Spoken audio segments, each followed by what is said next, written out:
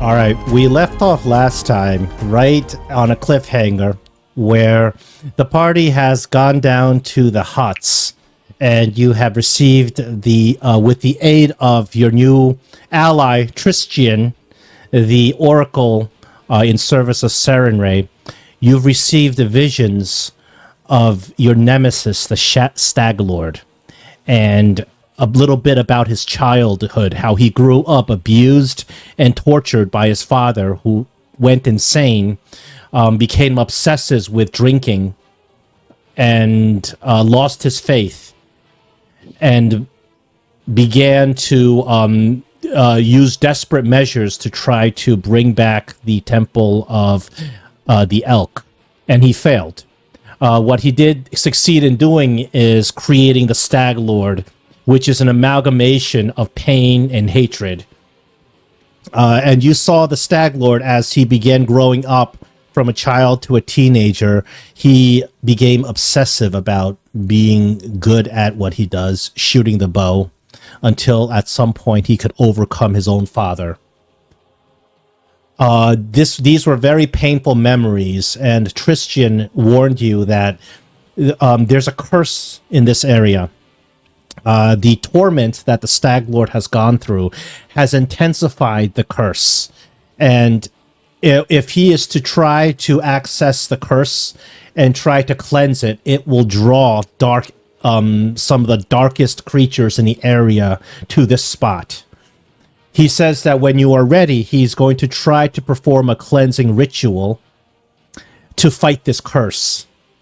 But once the curse becomes active, everybody in the vicinity is going to be subject to the evils of the curse. Likewise, dangerous creatures will be drawn to it. And so the chanting begins. Tristian gets on his knees, closes his eyes, and clutches his symbol of Serenray tight.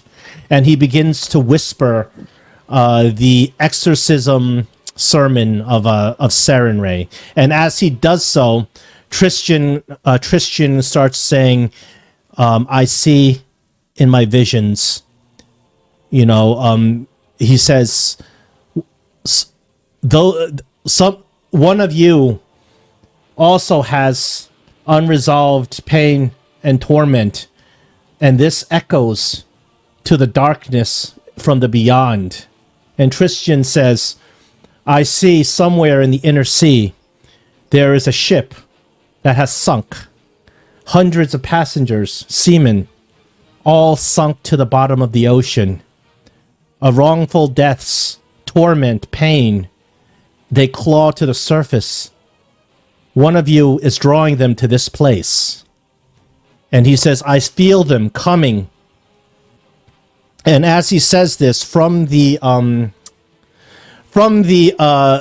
river, you see a figure emerge. Clearly, this thing is not alive. Looks like this. This thing crawls out of the water. One of them appears, and he makes it up to here with all of his movement. Neg, you're up. Oh boy. Okay, so it's kind of behind a rock, maybe? I don't know. The one that crawled up is all the way on the corner behind the rock.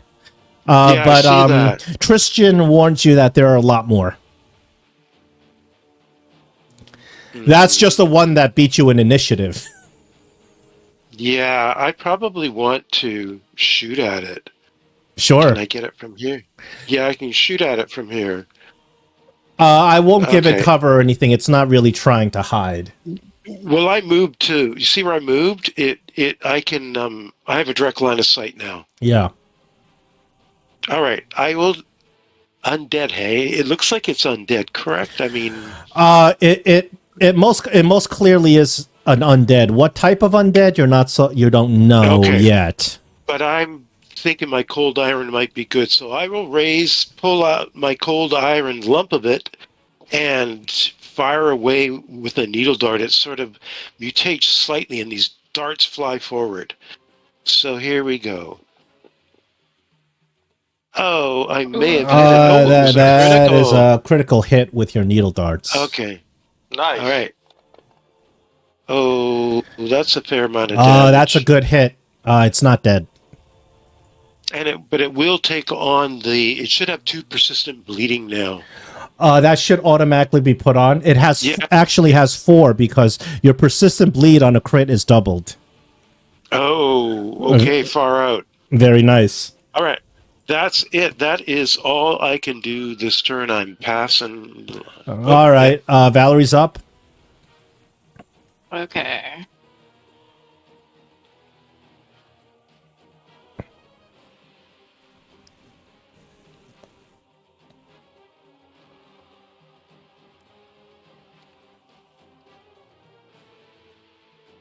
Who's controlling Valerie? I am. Okay. Give me a moment. I'm not used to having to pick 2 characters. Okay, so she is going to do Southern Charge, and she moves. Oh my god. 25, so. So as you hit it with needle darts, the pustules on its body explode around it, spreading this diseased ooze all over the place. Oh god, I should have known that. Okay, so it's right now it's oozing nearby. Yeah, near where Neg hit it. Okay, so I moved 25 feet from there. With sudden charge, you can move up to double your speed. Oh, perfect. Then, yeah, you got to do a measurement, but I think you can make it. Yeah. I got to do token lock. There we go. Thank you. Then let's go here. Give me a second. The map suddenly became big. Kind of.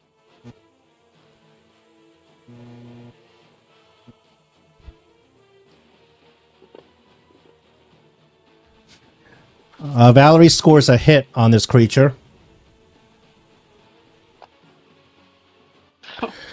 With 1 damage, kills the creature. However, as you kill the creature, the pustules explode on her.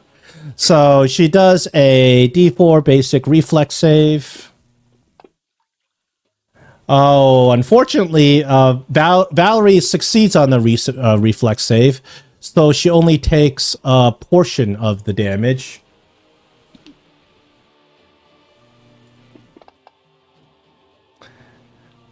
Rounded down, though, like, if it's 1 damage, you still have to take 1 damage, I think. Oh, no, actually, half of 1 damage rounded down. That's 0. Damage is rounded down, so she doesn't take damage on that one. That's it for that creature. So she has 1 more action because she uses sudden charge. Then she wants to prepare. But she's going to raise her shield. Okay. Raise shield is the 3rd action.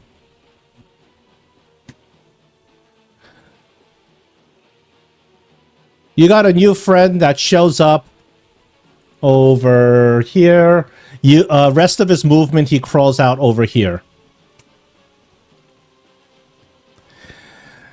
You got a new friend that shows up over here, completes his movement, he crawls out over here. Talos, you're up. Alright, I'm gonna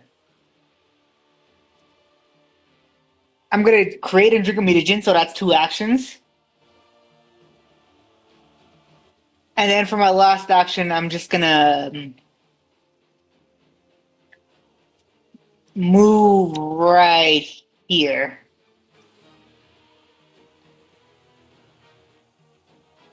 And that'll be my turn. All right. Gunthar is up.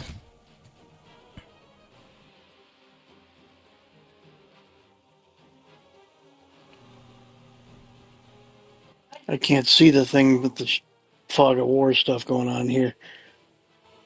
If you can't see it, your character can't see it. So Yeah, I I guess know. you I'm can. trying Yeah. to move. There, I just wanted to make sure I was getting to it.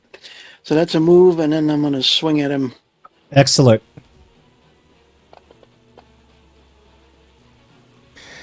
That is a hit.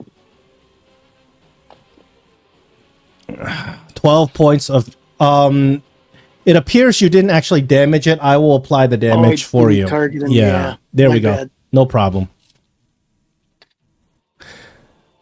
Already he's targeted now, so I'll do my second attack. I guess Oh. not. No, not with that roll. Okay, that is your turn. One move, 2 attacks. Scarlet, you're up. Okay. So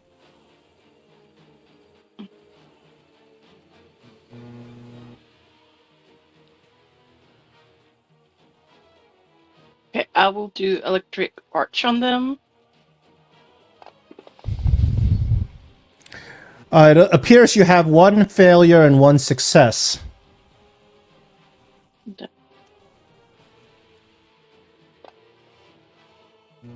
Oh, wait a second, Gunthar. You attacked it and hit it once. This creature is adjacent to 3 of you. So, Scarlet, you did your damage. I have to resolve the creature because its pustules are going to explode on 3 of you. So it's a basic reflex save for the pustule explosion.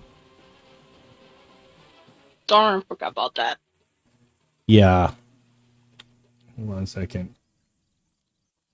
Why is it not rolling? Oh, okay. Oh, I had the wrong one targeted. Okay, basic reflex save.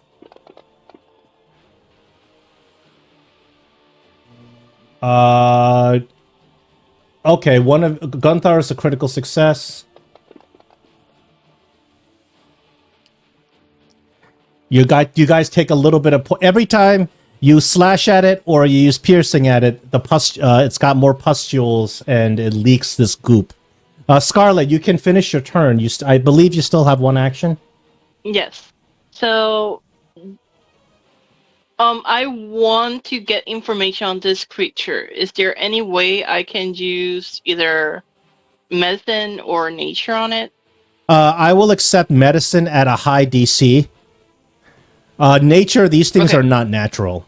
But I will accept medicine because of what this creature is.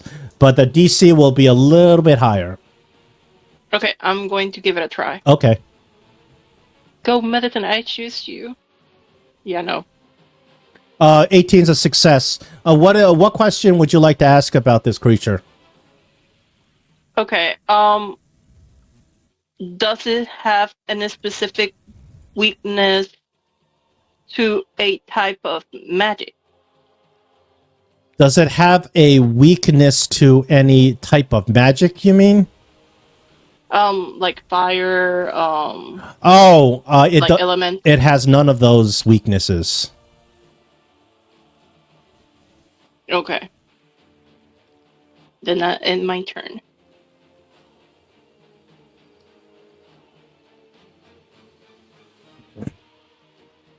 Okay, you get another friend shows up on the corner over here. He uses all of his speed to crawl out of the water and ends up over there. And then you get another friend.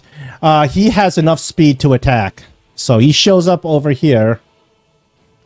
He is going to attack with something called... what was that? He rolled a Divine Lance. He's going to come at you with Jaws.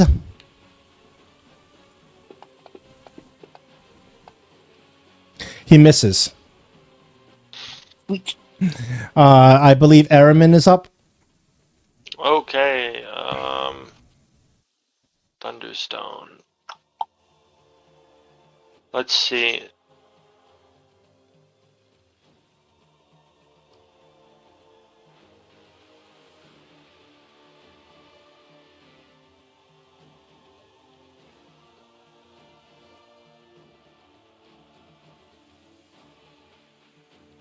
Okay, so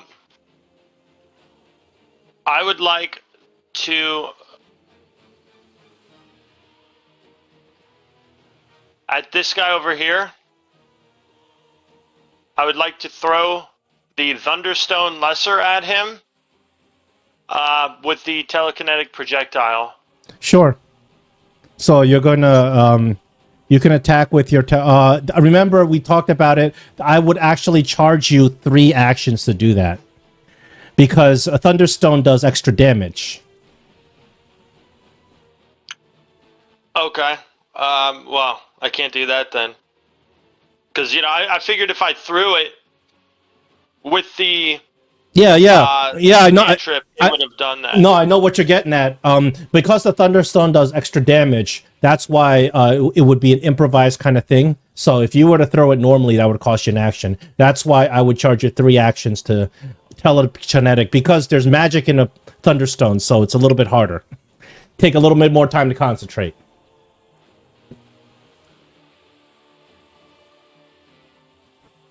All right, I will.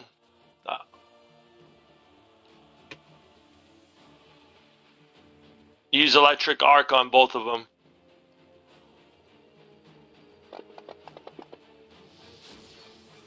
You have 1 failure and 1 success against your electric arc. All right, all 3 of them take a little bit of damage. I believe that's the end of your turn. So now what I'm introducing to everybody is another element of Pathfinder 2, and this is called a haunt. A haunt, think of it like an enemy. However, the enemy is not actually physically there. The enemy is some sort of malevolent presence. That presence also gets its turn in initiative. This haunt is something called a spirit of torment. It gets a spot in initiative, so when its turn is up, it gets to do what it does on its turn. This haunt has appeared, and Tristan yells out, "That is the spirit, that is the foul energy." You can't target the haunt directly. What your job is to disable the haunt. And Tristan says, we must calm the foul spirit in any way that we can, or else these enemies will keep coming. So, on the haunt's turn, the haunt is going to pick 2 of you. He is going to pick the 2 that are farthest away from the center, which is Neg and Talos. And the spirit of torment is going to do something called grasp. Ghost arrows shoot at your legs. It's nasty. Yeah, it is. I got a question. don't If get it's the longest, isn't Valerie like way away? Oh, I didn't yeah. see Valerie. I'm sorry, Valerie. Can he get? Valerie is Maybe there's too much No. in between him and. no. The haunt does not. It's not a physical object that you attack with a sword. Okay. Oh, okay. I see. Unfortunately, the script is not working. So, what it's gonna do is I'm going to roll a grapple. This is going to be against your fortitude, and he's got a very high bonus. Damn him. So That's he rolls a grapple at 17. What is your fortitude? mine is 8. So your fortitude DC is 18. So he misses you. Right. On. Valerie's fortitude DC is 19. So he fails against Valerie. He rolled just low enough where he fails to. The arrows fail to grapple you to the ground. Oof. That is the haunt's turn. Tristan, on his turn, he begins trying to fight the haunt. Now, in order to get rid of the haunt, you don't attack it like you attack an enemy. There are certain skills that you can use against the haunt. You won't necessarily know what these skills are, but it's like a skill challenge. You have to get certain number of successes without getting crit failures. Tristan begins humming and he begins talking. He says, I feel your pain. I feel your suffering. He's going to attempt a persuasion. And because Tristan is connected to the memories that have activated the haunt, he gets a bonus on his persuasion against the haunt. So he rolls a diplomacy with a +2 modifier against the haunt. Tristan, unfortunately, does not succeed against the haunt. That's his. It costs him 2 actions to do that. And if you guys want to try to fight the haunt, you can also roll these kinds of checks. Tristan has a 3rd action. Unfortunately, I don't. Let me see. He can't cast. He's going to cast Sanctuary on himself for a 3rd action. Oh no, that's 2 actions. What has he got? He casts Shield, which he'll cast again on himself. All right. So is this skills challenge always going to be 2 actions? Yes, against this haunt, it depends on the haunt. Against this haunt, it costs 2 actions to try to deactivate the haunt. On top of that, this haunt has other things. Neg, you are far away from the haunt and Tristan's protection. On the beginning of your turn, I need you to roll a will save. The haunt does more stuff than just crap on his turn. When it's not even his turn, he hits to haunt you as well. What a bastard. Anyways, yeah, okay. Here we go. Will save. Yeah. Oh, it's a high one. Very good. 25 is a success. You may take your turn now. I'd probably say something smack to him because he didn't scare me. So a skill, eh? You don't know enough about the haunt to know what skills will work. Sometimes I tell you outright, but this haunt is a high-level thing. So you don't know. You can roll recall knowledge against the haunt, recall knowledge against the creatures as well. Recall knowledge with Arcana or Occult. Recall knowledge. I will. Do that? I will accept both Arcana, Occult, Religion. I will also accept Society for this haunt. It's a haunt caused by human suffering. Mine are all the same except for religion, so I'll go with occultism if I can find it. Okay, yes, I want to gain some knowledge on this totally weird thing, which I can feel tingling at the edges of my brain cells and trying to frighten me. But also, it's got those weird spears, which I don't like. So occultism, whoa. 17. 17 is a success against this specific haunt. What would you like to know about it? You can ask any one question you'd like. Why, its vulnerabilities would be good. In terms of... Well, its vulnerabilities would all be skill-based, right? Yes, I will answer its vulnerabilities. Its easiest save is occultism to disable it.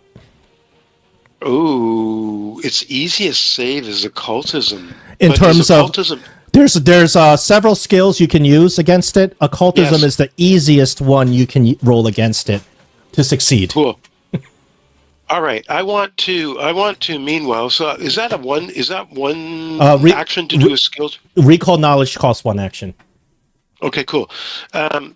Great. I would like to attack that Festrog down there, number 2, but I wanted to attack it with, hold on a second here, with my trade Death for Life, with the idea that if it's effective, I will give fast healing to Scarlet. So I'll make the roll. It's a fortitude save, right? So I can make the roll? Sure. Okay. Yeah, here we go. Is this right? This is it. The creature rolls a 16, which just fails. Yeah, it's actually 19, my save, but yeah, it fails. Okay, so then that means it will take this damage. Oh, only 2. I believe Oh, well, I but- believe your dice should be doubled because Trade Death for Life is a hex cantrip, and all your cantrips are heightened at level 3. Oh, okay. All Cool. all That's focus spells and cantrips get heightened. I probably should have retaken it for this level. Okay, so now targeting Scarlet with fast healing. I believe 1. you should roll another D4 against it for damage. Oh, okay. And I see. believe the fast healing is now 2. Oh, is it? Okay. I yeah, believe you know, you got to check for him Okay. because there are some exceptions to that rule. I but- think it might have been an But exception. but from what I'm seeing, if you're only doing a D4 worth of damage, I think I would expect it to heighten at level 3. Okay. So here's the second void damage on that one. The Another 2. problem is that this creature doesn't care about your void damage. Ah, Christ! I wondered about that. Oh, darn it. Okay, well that means I can't fast heal then either. It has to do damage. Yep. I found out. Okay, that's cool. I could move to a more secure place. What's that? Doesn't care about void damage, bastard. I'm gonna move into here. What the heck? I will move to there. And that's it. I can't do anything else. Those are both one action. All right, Move action is one. Valerie's up. Okay, Valerie moves right here. And then she's going to attack.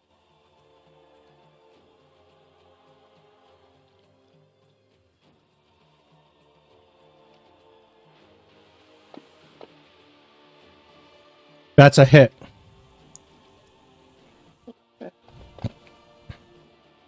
Ooh. The creature dies, but it's on its death throes. It gets to retaliate because you use slashing damage against it. So it is a basic reflex save.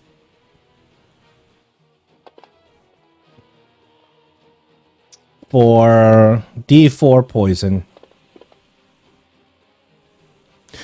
It also hits the other creature, but the other creature is the same as this creature, and they're not affected by their own pustules, obviously.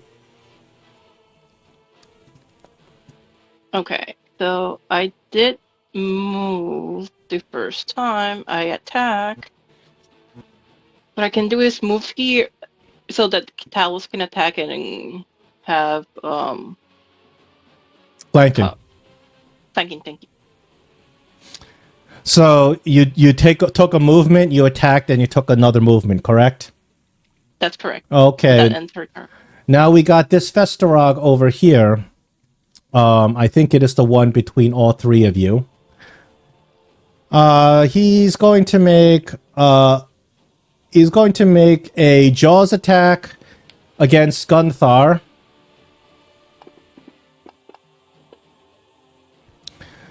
Oh, 26 is gonna cut through, and he's gonna hit you with that.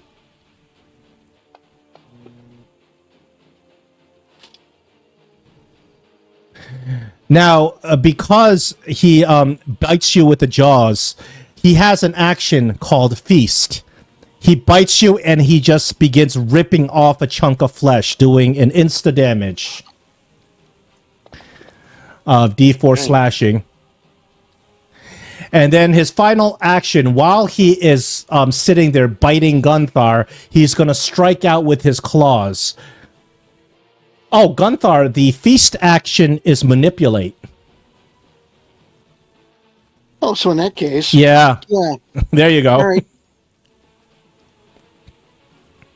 Stand by. So while he's biting you, you can opportunity attack him. While he's sitting there trying to rip off a chunk of your flesh. Oh, that is a critical hit. Ooh, Nice. nice.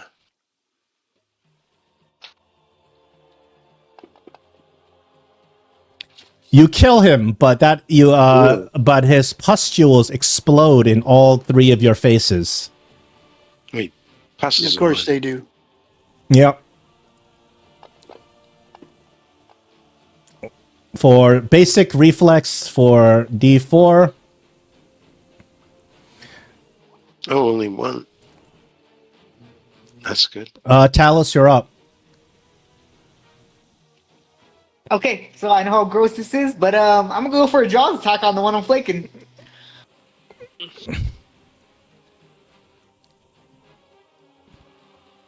You're biting him back. Yes, Yes. you flank him. You can click the off guard before you roll the attack. So you get that flank, the off guard bonus. Oh yeah, that's a hit.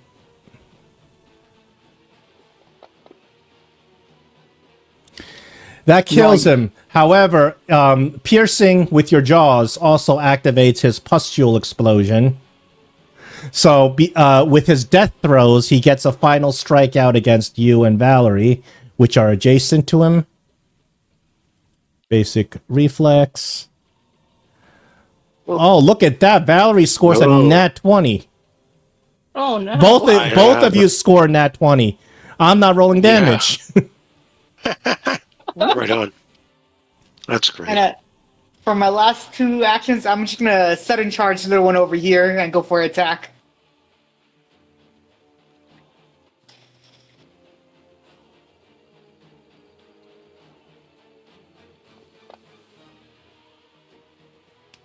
Whoa! Oh, Look on at fire. Lucky that roll. roll! Look at that roll! And 2 6s. Fantastic. Okay, as that thing goes down, he also gets to ding you. Where's my last Festerog here? Basic reflex.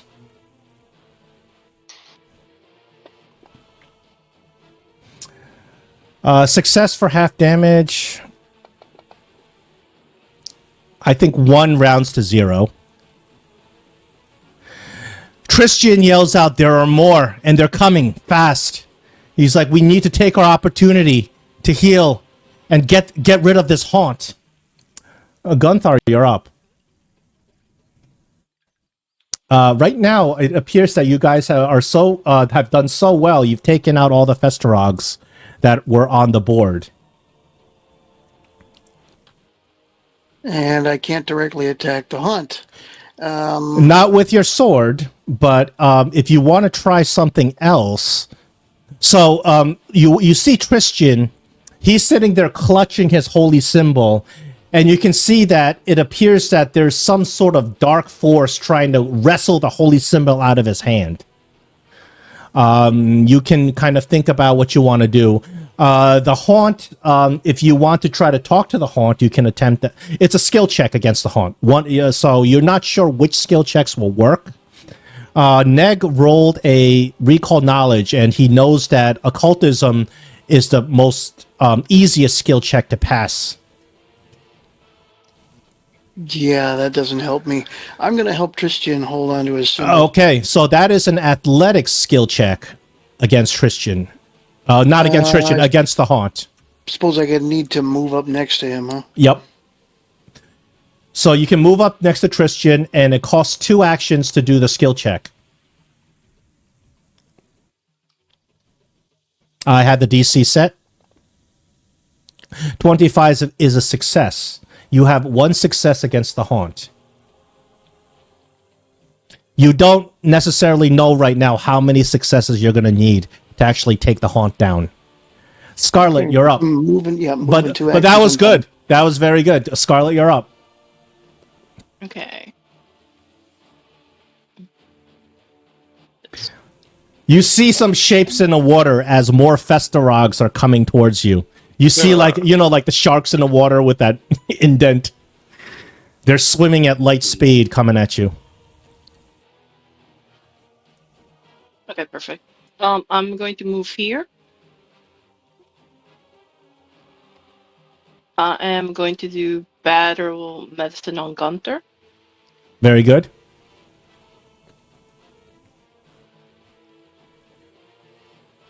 Oops, that was not it. Sorry about that. Give me just one.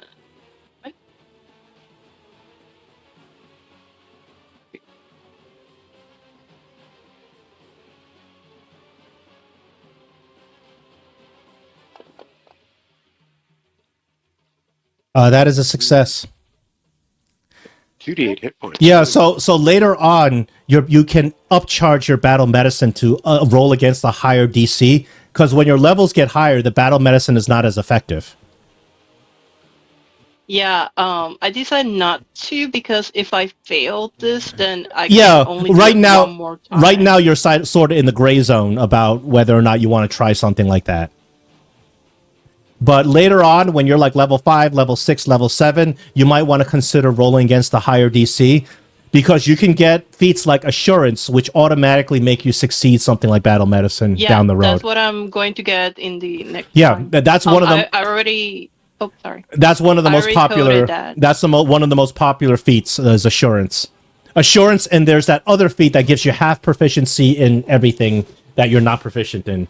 So even when you're level 10, you can at least try to roll something that you're not good at. I already coded the higher DC, so in the later when I get that specific, I have it coded.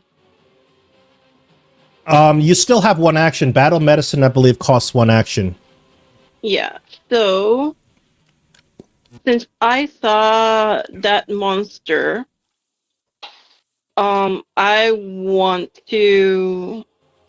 Actually, no. I want to do aid to Tristan, so that next time, he tries to do, trying to calm down the spirit, it'll help him. Would that be religion? Well, how are you going to aid Tristan? Depends on because depending on how you're going to aid, you have different DCs. Okay, by giving him moral support. That's more like that he. That's more like a diplomacy, I would think, right? That's true. So I'm then going to try and do that for him. Okay, I set the DC for diplomacy to aid Tristan. Go diplomacy. No. That's a failure. All right. Aramin, you're up. No enemies on the board right now that you can see. Yeah, I'd like to make a persuasion, diplomacy on the haunt. You want to do it yourself against the haunt? Yeah. Okay. What do you say against the haunt? Maybe you say something so interesting I give you a GM bonus or something. Well, I want to say that we're here to rid the pain of this area, and our goal is to make things right, not just here, but also in the with the people that have caused all this pain. We want to right the wrongs. Okay, I'll give you a +1. Okay.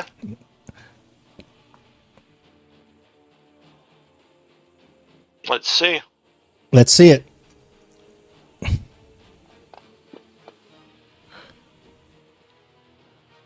Nope.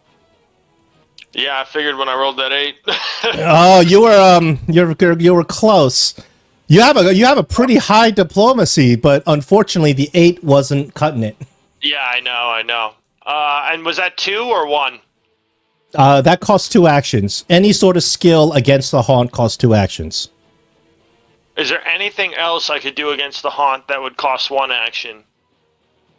No. Any when you try to use a skill for the purpose of deactivating a haunt, it costs 2.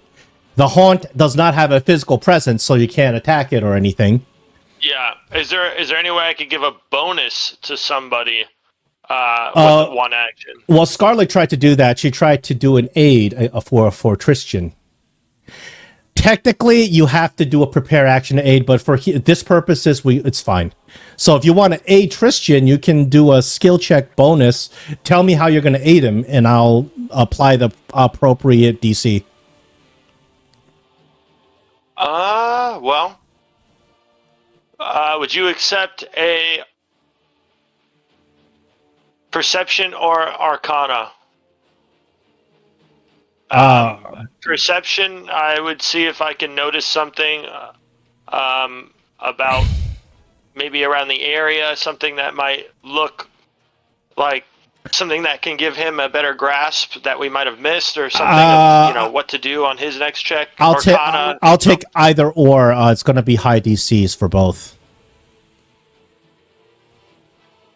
All right, let me see if I can do. I'll go with Arcana. See if I can glean something about. All this, right. See if there's magical properties that you can use to help out. Sure. It's gonna be a tough DC though. Oh Yeah, well, no. 2 ain't gonna cut it. Nope. All right. Spirit of Torment. It's going to choose. Right now, it's going to choose. Let me see. Last time it went after Neg and Valerie. It's going to choose 2 different people. It's going to go after Scarlet and Talos because you guys are technically, besides Neg, you're the other 2. You are the farthest. What it wants to do is it's going to fire spirit arrows and it's trying to pin your feet to the ground. So this is going to be against your Fortitude DC. Let's see how it rolls. 24. I think it's going to succeed against both of you. Scarlet, what's your Fortitude? +9. That's a success. Talos, what's your Fortitude? +9. That is a success on both accounts. So because it succeeds, you guys are grappled by these arrows that are stuck to your that have pinned you. These ghost arrows have pinned you to the ground. Presently, you're going to take D10 plus 4 damage each. Now you're both grabbed. Yes. Man, these scripts are not working, so I'll just have to do it manually. Grabbed. When you're grabbed, you're off guard to everything, so you got to watch out. In order to get out of the grab, you have to break the spirit arrows, and the DC to break these arrows is tough. The spirit torment has to use. That's the end of its turn. It goes against 2 of you. Tristan begins humming. He says, let your pain drift into me. Let me assume the misery and torture that you've assumed. Let me share it. Let the will of Serenray set you free. And he's going to roll his diplomacy. He gets a +2 because of his connection to the spirit world. This is a status bonus.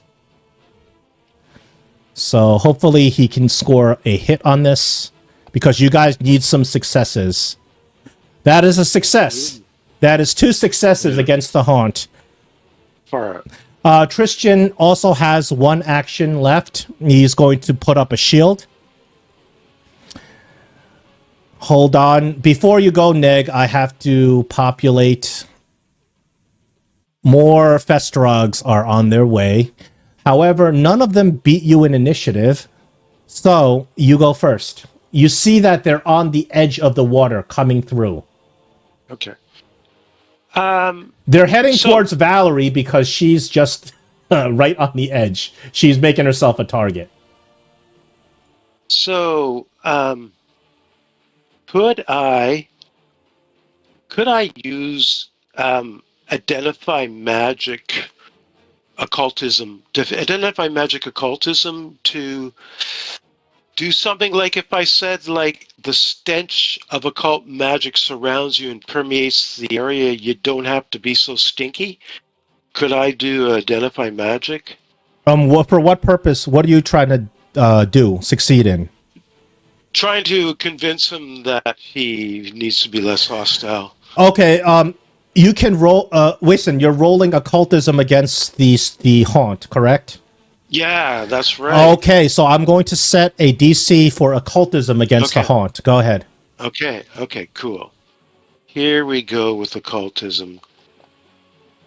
No. Sucks. You guys need some. Okay. I'm burning my hero point. You guys need some. You guys need more successes against this haunt before another. You're fighting 3 waves of Festerogs at the same time. You don't want that. Yeah, I'm burning my hero point. Okay. I gotta burn my hero point. Oh crap! You gotta be kidding me! A 2 and a 4 and a 1. No, 1 is a critical failure. Yeah. So you lose a point of success. Oh, fuck it. Can I? And I don't have enough actions to try another skill, right? God, that's so bad. You have 4 one to action. 1. You have one action. So in these kinds of encounters, the threat is not necessarily the little enemies you're killing. The threat is this haunt. Think of it like a complex trap. If you let it keep going, it can kill you, one way or another. Is Valerie going to try and do something skillful against it? We don't know. I'll cast guidance on whoever could use it the next most effectively. I don't know. I don't know who. You pick somebody. If you cast guidance, here are the people who need your guidance. Scarlet and Talos are grappled by ghost arrows. Right, okay. It's going to be very tough for them to break out of it. Right. Tristian, he is using his skill against the haunt. He actually has a bonus to his skill against the haunt. He is actually the most effective out of all of you against the haunt. He takes his turn at the end. Okay, I'm going to cast it on Talos because he'll go before. Okay. So I'll cast it on Talos. All right, Talos needs that as well. And I did. Valerie's turn. The Festerogs don't act yet. Okay, so let's see. So is Valerie readying an action? She may ready an action. She may, quote unquote, prepare an action. Remember, that's the action of the day. It's been there for like a month. I know. I thought that was a reusable one. No, it's not. No, nobody's done it yet. Okay, let me check. Okay, so Valerie will spend 2 actions to ready an action. Well, let me explain something also to you. Valerie has an opportunity attack. So an opportunity attack automatically attacks any creature that uses a move or manipulate action in her adjacent vicinity. So that is as if she's already has attack readied. You can't have 2 reactions on one round. So if you ready an attack, you can't get a second reaction to do that attack. You see what I mean? So that would it would be a waste for Valerie to ready an attack in this situation because these creatures are going to be using move actions against her. Okay, then what she's going to do is that she is going to then try and pacify the haunt with diplomacy. Okay, she can try that. And then she goes ahead and hold on. Diplomacy for Valerie, she does not get the same bonus as Tristian, so she has to roll her own diplomacy. Okay. She is going to say that, lost souls of the sea, please calm down. Rest. Go to Shalyn and Saren Ray. Their golden light will heal you. In the past, Valerie, it might have worked, but Valerie has committed an anathema against Shaylin. So I will give you a +1 bonus because you did roleplay her. A +1 GM bonus to your diplomacy. I'll take it. Yeah, you guys need it. Oh no! No, that's no good. Okay, that's 2 actions for Valerie. Want to hear it. See, Valerie has upset Shaylin a lot with her actions in the past. She has to make amends. That ends her turn. She still has 1 action left. All right, that's true. Okay, so then she's going to ready the shield. Yeah, that's a very, very good choice. Because at this point, this Festerog, he does have the speed to come up and attack Talos. He shows up, splashes out of the water, going to make a Jaws attack on Talos.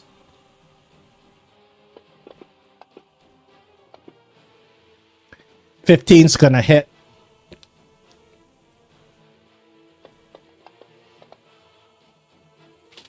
Okay, that is the end of its turn because it has to use the finish its movement and then attack. This guy also, he unfortunately, Talos, you're going to get attacked twice because you're the closest thing to the edge. He is going to come up and bite you with jaws. Wow, that was close to a 20. Very. Very close. You just dodged the bullet there. Oh, Ouch. that's bad.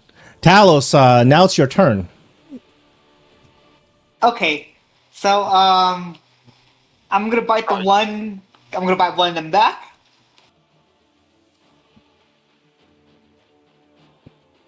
Watch out. Last time you bit one, you bit the pustule. Yeah, it didn't taste great. Less filling. Ooh, that's a critical hit. Nice. Good thing you don't get a critical pustule. Yeah.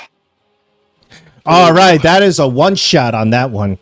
It is going to explode and throw a pustule at you. Basic reflex 14.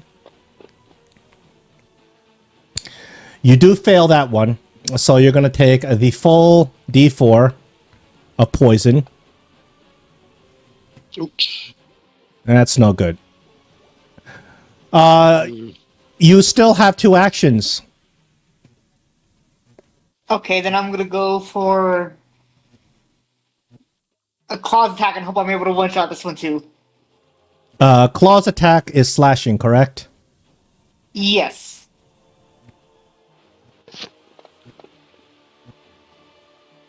That is a hit.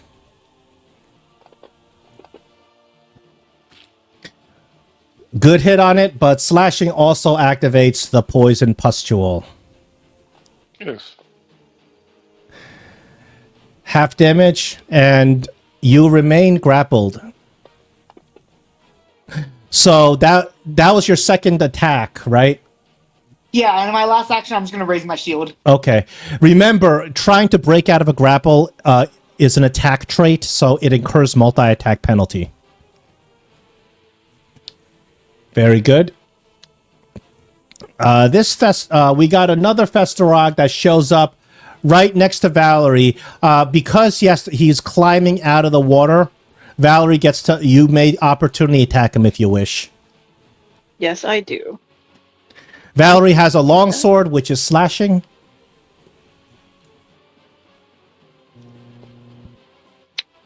Oh, give me one moment. I keep getting scarred.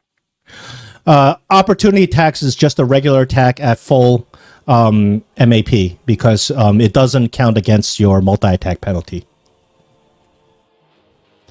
Perfect. Oh, Valerie valiantly critically hits this thing. Boom, but not quite killing it. Slashing does activate the pustule. Valerie critically succeeds on the save. So now that this thing has climbed up next to Valerie, it is going to make a Jaws attack against Valerie. It is going to hit Valerie. I got a question, John. Yeah. It's only one reaction per turn. Per round. Per round. It can be on your turn. It could be on somebody else's turn. So at the beginning of your next turn, you get your reaction back. Okay, perfect. Gunthar, you're up. All right, Gunthar's gonna step in.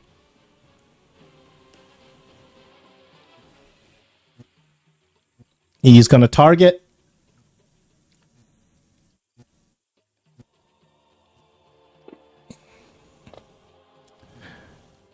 That is a hit. That sucks. And Gunthar, you got a slashing weapon. This Festerog with a cheap petite shoes. He's gonna pustule the two of you. Oh, I'm sorry. I targeted myself. That's stupid. There we go. You get half damage of the poison. why does it roll individually sometimes and then it rolls one time for both other times? I never understood that. Who cares? Must I be don't something know. with the scripting. Gunther, that's only one action. That's two actions: move and an attack. You do have a third action you may use. I'm gonna go ahead and swing again. Okay. Oh, there we go. That is the end of the road for that one. It is going to get a death attack, a death throw. Where's that one? It's the petite shoes one. I just did it. Now I got to do it again.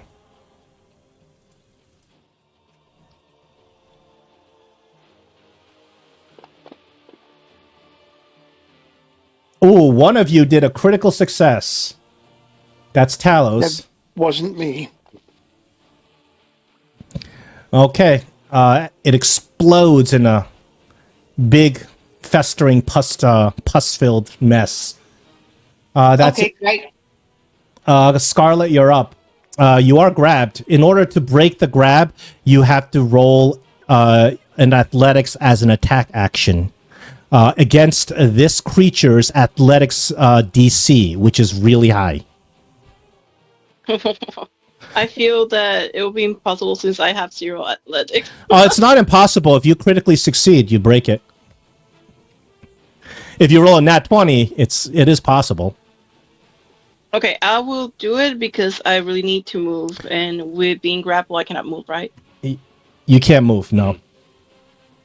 Okay, so I am going to go ahead and do the athletics. Are you ready with the DC? Hold on. Yes.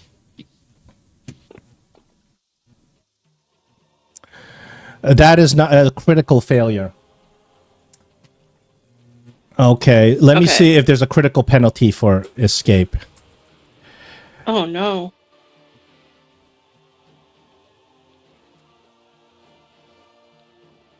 Hold on, I'm going to escape. I believe you get paralyzed if you critically failed an escape. Let me see. No. The only critical fail condition is if you critically fail, you can't attempt to escape the grapple until your next turn. You don't get paralyzed. Okay. You get paralyzed if he critically succeeds on the grapple, which is horrible. Paralyzed means you can't move and you can't act except to break the grapple. Okay, so right now I can do actions, but I cannot move. No. That's my penalty. No, there's a spirit arrow that's going through your leg, pinning you to the ground, just like what happened with the Nurga, the Stag Lord's father, when he pinned him to the ground. The Stag Lord wants you to feel the pain that has occurred in this place. I am feeling it, because I really want to heal Talos so badly. Okay, let's see. So what I'm going to do then is resistance there, skill.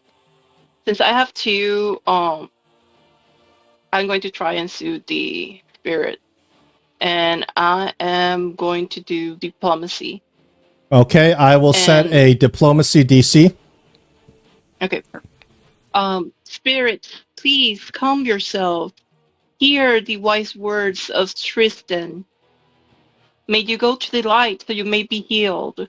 Are you aiding Tristan, or are you trying to do it yourself? Myself. Well, it's a failure either way. Yeah, I'm not helping today. All right, that's it for your turn, and we have another Festerog that is going to... He's going to run up, and he shows up over here. And he's going to take advantage of the fact that you're grappled, and he runs up right next to you. Aramin, you're up. All right. I will... let's see. 1, 2, 3. So there's 2 Fester odds that I can see. Yeah. And then the haunt. But we need to work on that haunt. Yeah, you have only one success because somebody crit failed against it. Yeah, I know. And you're not sure how many successes it's going to take to bring it down. All right, you know what? I will do another diplomacy with the haunt and say, you know, basically, I'll just say, please listen to the voices of reason around you. Fight through the pain and suffering. All right. Go ahead and roll it. Nope. Yeah, I unfortunately, occult only applies to certain people, like with intelligence. Well, that's none of us, really. Well, I mean, maybe Neg. No. Well, if you rolled higher, you could have gotten it. You also got to roll higher. Diplomacy is charisma. I only have I only have a +1 to occultism though, so that's not really ever going anywhere. But you can probably land it with diplomacy if you rolled higher. You're just not. You just roll pretty crappy. Yeah. All right, we got a Festerog that comes over flanking Valerie. It's going to nullify her raised shield bonus with this attack.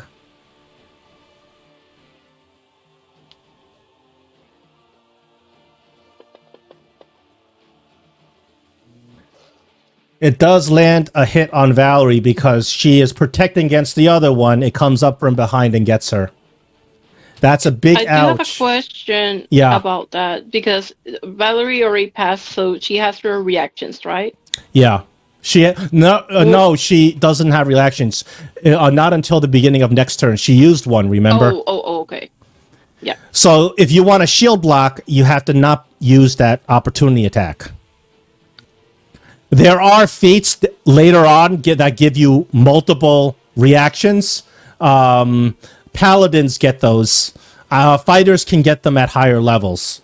Marshals need those more, but not at level 3. That is the end of this Festerog's turn.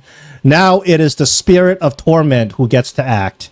And he is going to now attack the remaining... the two that he has not attacked before, which is Aramin and Tristan.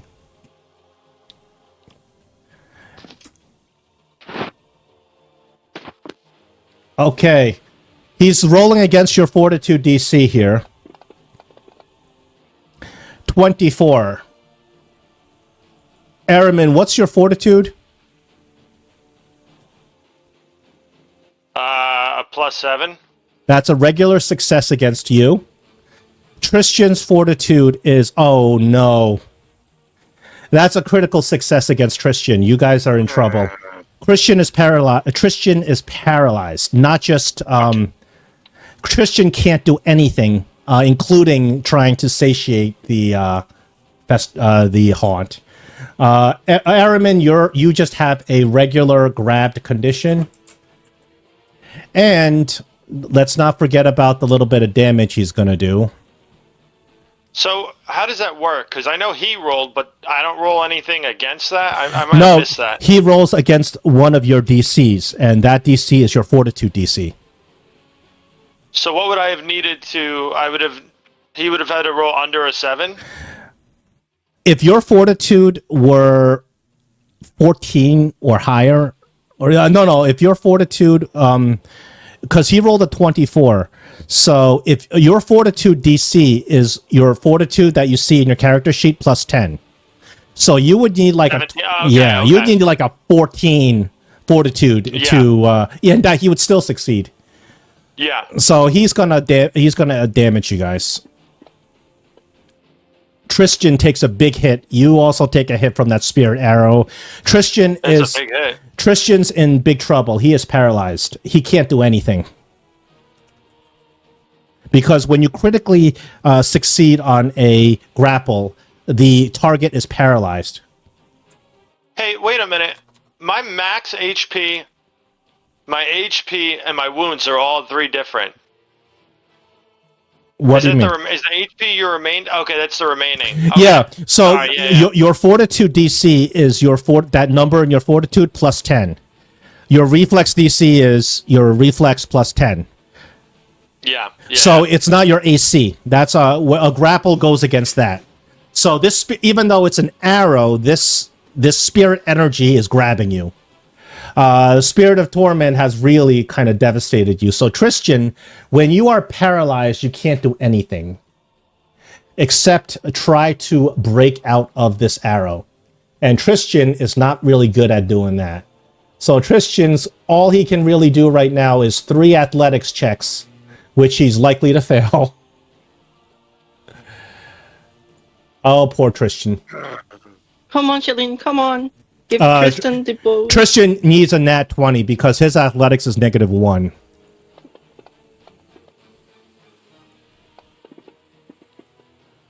Oh, yeah. Tristan!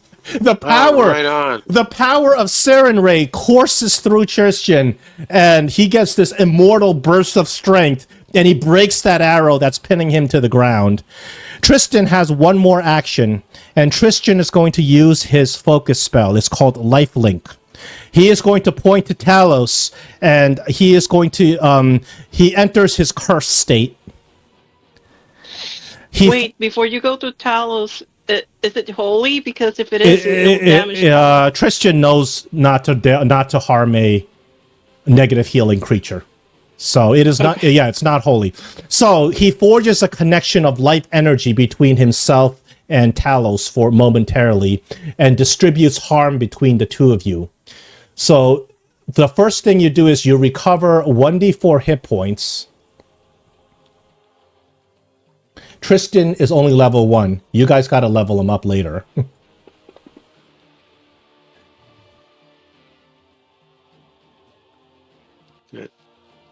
And anytime Talos takes damage, you reduce the damage by 3, and Tristan also takes 3 damage.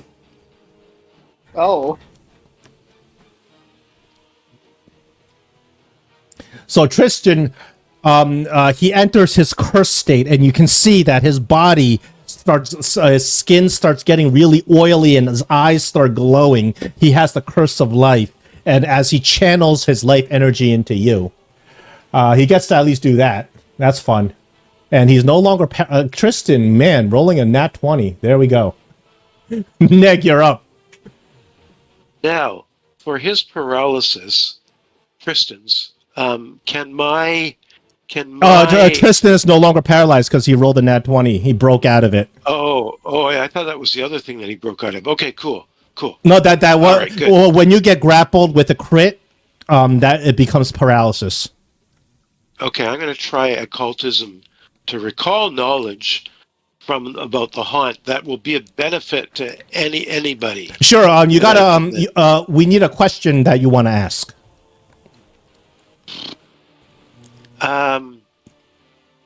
My question is, what mysteries of the cult can be a benefit to someone with the skills of Tristan? Does that work? I'm not sure what mysteries of occult.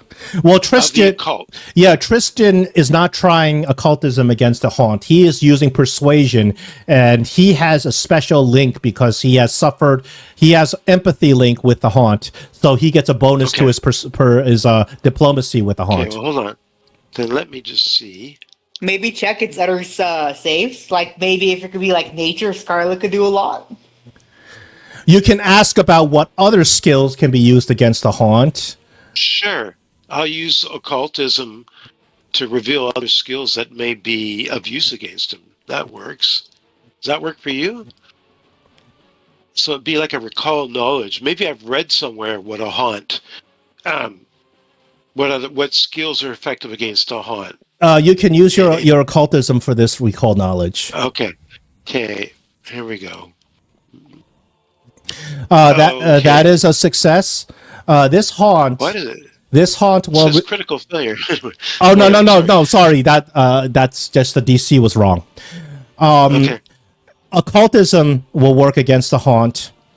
A diplomacy to try to talk the haunt down will work against it. Athletics to stabilize Tristan will work against it because Tristan is primarily channeling Seren Ray against it. Religion, to outright try to exorcise this haunt, will work against it. And society, in terms of trying to remember the history of the place, will also work against it. So those are the skills that'll work against it. So diplomacy, occultism, religion, and society. Yeah, and they all have different DCs. You also succeeded in the recall knowledge previously, so you know that occultism is the easiest DC to hit against this haunt. Right. All right. Let's see. Going down, who is? I just got to see who is pinned. Scarlet is right pinned, now. and Talos is pinned. Okay, I'm gonna give to Scarlet this time guidance. So let me go to my actions and do that because I still have a skill to do. There we are. All right, so I give Scarlet guidance. Okay, that's 2 actions. You have a third final it. action. No, no, it was one. It's 2 actions to do occultism, isn't it? No, 2 actions to try to disable the haunt. You did a recall knowledge against the haunt. Crap! I wouldn't have done that then. I would. Actually, Neg, I know it's. Can he change it to give it to Tristan? Because I can attack where I'm at. I'm leave. Neg, Just up there. it's okay if you want to take that back. If you want to try to go against the haunt yourself, you can roll against the haunt with a skill. If you want to help Tristan, you can do that. I'll go. Okay, well, it's more important to the party at this time to do a skill. So if we can do one more skill against that haunt. Yeah, you just don't want to roll a 1 like you did last time. I know. Don't freaking remember me. Another aspect of the occult. I would like to know if there's any way to banish it. Would banishing that a religion check is the skill to attempt to exercise it. Okay. As you can imagine, it won't be easy to succeed on that. I want. Okay, so what else can I do with occultism? Because occultism's really. It's related to if you want philosophy's esoteric lore, obscure mysticism. Yeah, so the question is, do you want to use occultism against the haunt? If you do, it costs 2 actions. If you want to use it to recall knowledge, that's different. That's 1 action. Yeah. If you want to try to score more successes, you got to spend 2 actions. Yeah, I can't. I don't have 2 actions to spend because I've already spent 1. I'll just. No, you do. Yeah. You spent 1 action to recall knowledge against the haunt. You can take you can take back the guidance if you want. Okay, I'll take back the guidance and I'll do some. I'll go against him with occultism to try. There we go. 2 action against it. Hold on. Let me reset the DC to the. There you go. Nope. You're so close. The DC was 17. I know. I can't believe what crappy rules I'm getting. It's just very. The DC was literally 17. Oh man. Okay. There you go. Okay. Well, I advanced it to Valerie. It's Valerie's turn. She's flanked. Okay. So Valerie is going to attack the first one that she did.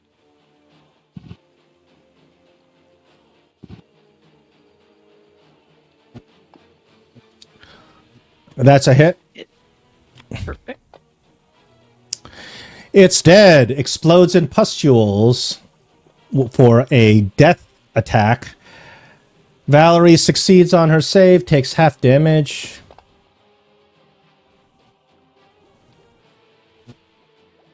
Okay, then she is going to attack our one next to it. Don't forget multi-attack penalty. Yes, I pressed the little button and I clicked 7. Nope. Okay, then she is going to raise her shield. All right.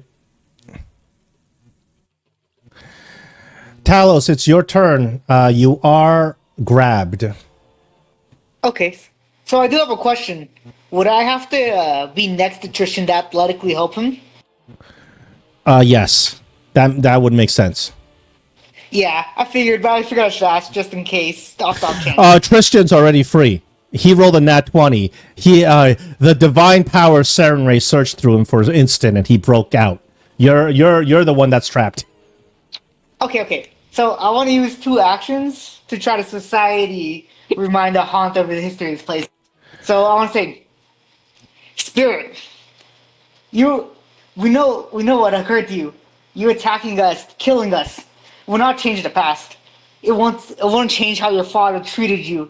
It won't change all the horror and pain he went through, the disfigurements. The DC is high for society, but I will give you a +2 on your roll as a GM bonus. Go ahead. Whoa, you get a success. The spirit calms down. That is, now you guys are, I believe you racked up, this is a second, because you had 2, but you lost 1. Now you have 2 again. Excellent. Woo! And I'm just using my last action to raise shield. Okay. You sure you don't want to try to break out of this, thing?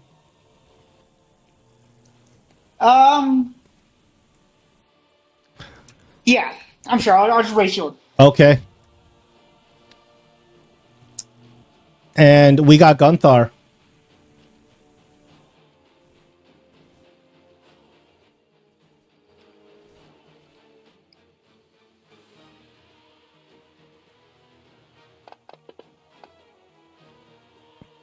That is another critical hit.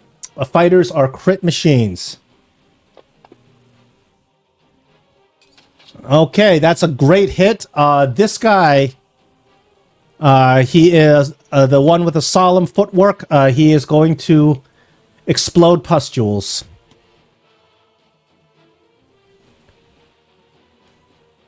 Why is it not working?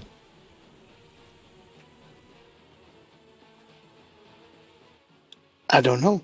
Oh no, I'm saying rhetorically. Yeah, understand. Maybe he's out of pus. No, they never run out of pus. Oh, dang. Okay, we have 2 successes, half damage. Gunthar, you have a third action. Yep, I'm gonna whack him again. Whoa, that's a lot of dice. What happened? Yeah, I don't know. Somehow I also got targeted other people. That ain't right. Let me see what's going on with these targets. So I will take I was whatever. targeted and Scarlet was targeted. Yeah, whatever your first roll against it, I'll accept. So the first roll you appears to have targeted yourself. No, the first roll you appears you have targeted Scarlet. The second roll you targeted yourself. The third roll you targeted the creature. You did hit the creature, so I'm going to remove you, yourself and Scarlet as a target. Hold on.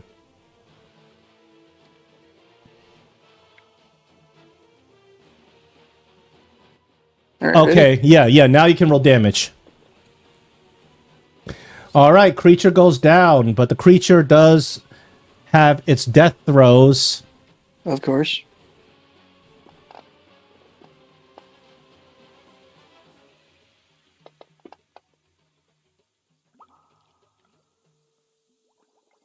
That's it for the Festerog. That's your turn, and Scarlet, you're up. Okay. I am going to do battle medicine on Tristan.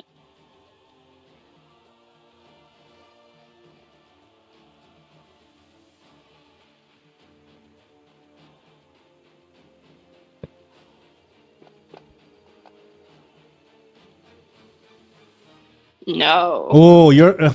There's that Bon Jovi song. Your love is like bad medicine. Oh god. No, you know what? I'm going to use my hero point. Okay. Bad medicine is what I need. No. Come on. That's oh man. Okay, so that battle medicine was a failure. Yeah, and then how about the wounded is he? Because I really only see wounded on him. I'll tell you. He's kind of he is about half his hit points. Okay. But he's first level, so that's not much. No, it's not much. He first level is less than 20 hit points. So he's 17 hit points. He has 8 wounds and currently 9 hit points. Yeah, you know what? I am going to try again. I use my second battle medicine on him.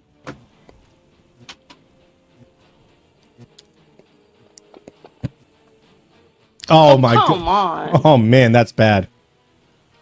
Okay. You know what? I just give him a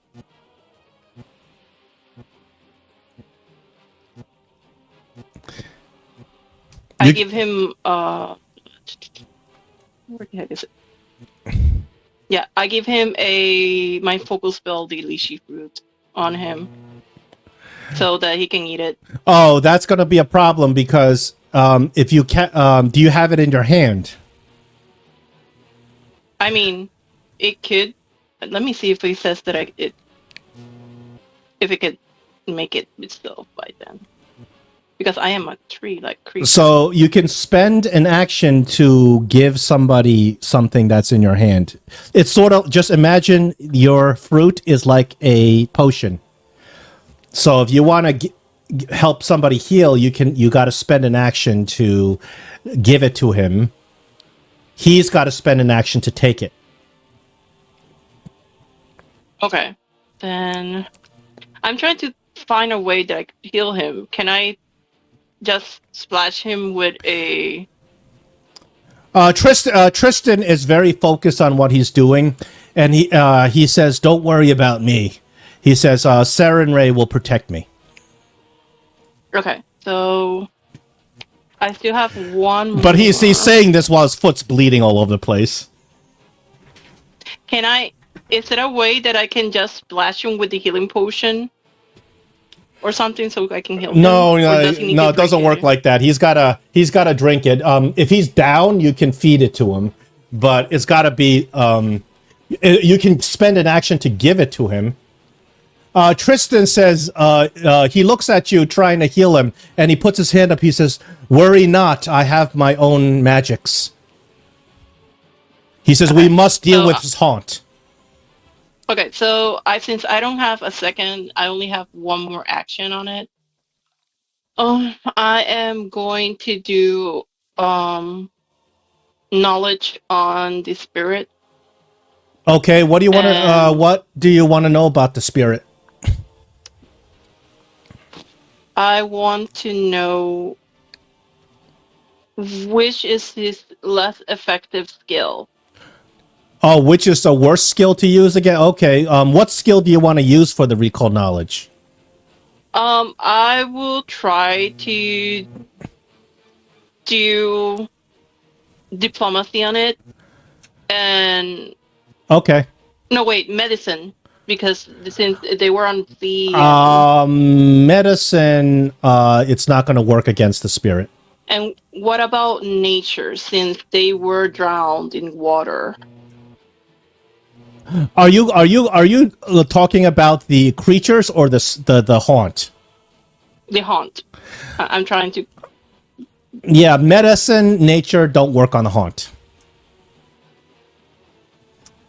What does work, occultism, religion, society, diplomacy is not really for recall knowledge, but it's one of the skills you can use to disable it. Okay, I'm going to Arcana. then use religion. Yeah, religion will work as a recall knowledge on it. Sure.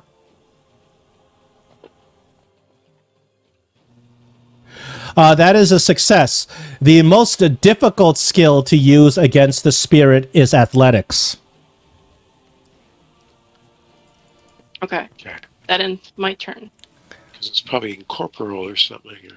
Yeah, because what you're pretty much doing is only stabilizing Tristan, who's being the conduit. All right, Aramin, you're up. All right. I will try again with diplomacy, Okay. and I will. You know what? I'll say this. I bet you have a lot of regret for what you've done, especially when it comes to your son. Your son is not the person you would have ever hoped him to be. He causes lots of pain and suffering, similar to the pain and suffering you've caused. Help us end this here so we can help maybe redeem him or at least end his suffering. Okay, I like that. You get a +3 on your roll because you've been failing every roll. You have +3 this time. That was good. That was a good thing to say it against this tormented spirit. So I'm kind of confused. Is it not the torment of people that were in a ship, or is it the father? The people who are on the ship is just something that got drawn to this place. What the torment is the pain that showed up here. That is a success. You have 3 success. Right. You guys have 3 successes against this spirit of torment. Excellent. You got a last action. What do you want to do? I think what I will do is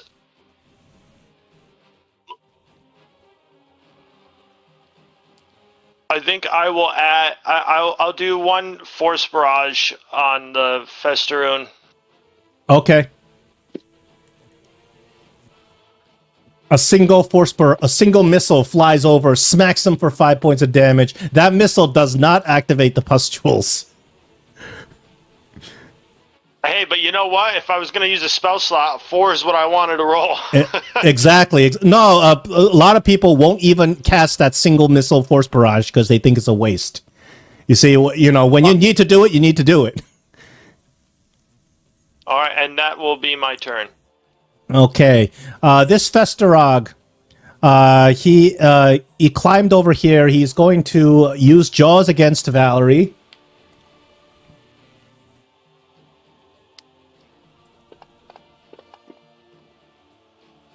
He misses. He is going to do multi-attack. And he uses Jaws again. He misses again. He is going to triple multi-attack, and this time agile claws. And he misses a 3rd time. The Spirit of Torment now cycling back.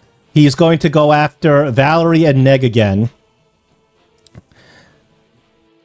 Rolling +14 against your Fortitude DC.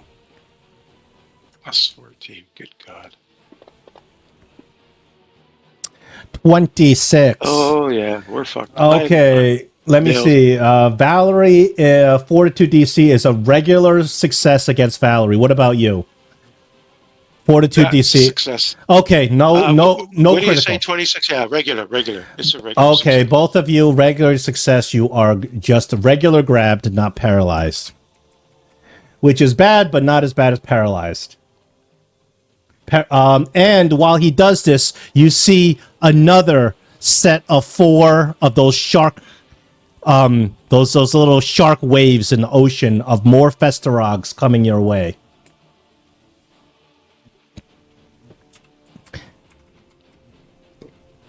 As long as this spirit is active. Tristan, okay, uses his persuasion. He gets a +2 because of his empathetic link.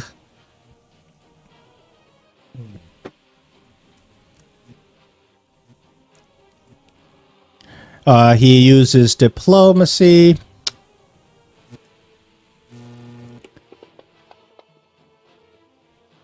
Oh, 18 is a failure. Tristan also has 1 action left. Tristan is going to use a single action heal on himself.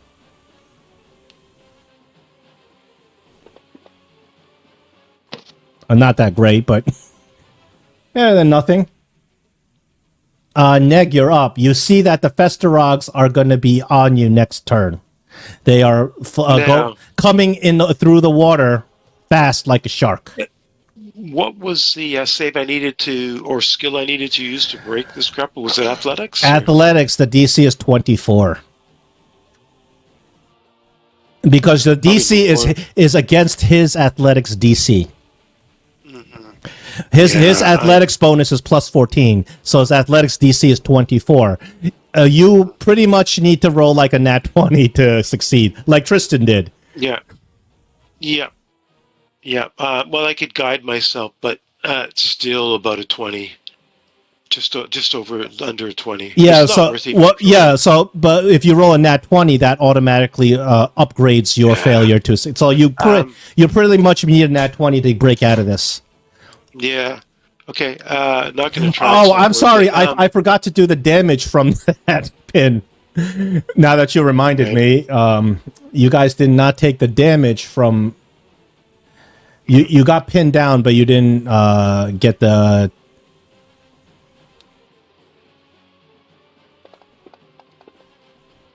Ooh. Oh man, that's bad. Valerie. Oh, that's. Well, I know what I'll be doing. That's not. I gotta heal myself. That's not great either. All right, so I will heal myself as the first thing I do because obviously I don't have a lot of hit points, and that's quite a bit of damage for me. Target myself, and I will use just a standard heal because I'm right touching myself. I'll touch myself. Ooh, sounds nasty. Unfortunately, if you do a 3-action heal, you're going to hit Talos. But you'll also, hit this undead creature, which typically take damage from holy. I'm just gonna do a 1-action against myself. So that I heal myself. Oh crap! What crap? Whoa. You did the same thing Tristan did. He did a 1-action heal on himself, and he did the same. Okay, so the problem I'm having, I gotta say, I am not enjoying this encounter at all. Out of the last couple of years I've played any game, this is one of the worst. But anyways, I'm not. And part of the reason why I'm not is I don't understand. I mean, maybe I didn't pay attention. I don't understand why this haunt's here. So when I think about using occultism, which has a description of, you know a great deal about ancient philosophies, esoteric lore, and obscure mysticism of supernatural creatures. I have no idea how I'm supposed to use that against him. It just doesn't make any sense that that's the best skill to do. And the same with society. I have no idea how I'm supposed to use society. Isn't it like it's a haunt? Meaning, I mean, I'm sure it might not just mean this, but I'm taking it as it's haunting the area. That's not what occultism is, though. That's not what it's about. But you just said, what was the last part of that description? It's an angry spirit. Yeah, supernatural creatures, sure. Yeah, that's what it is. I mean, it's an angry spirit. But how is my occultism, which is supposed to be, like, occultism has the rules of, let me tell you what it does. It does... so think of it like this. Writing, identify magic, learn a spell, or recall knowledge. No, so how is that supposed to help?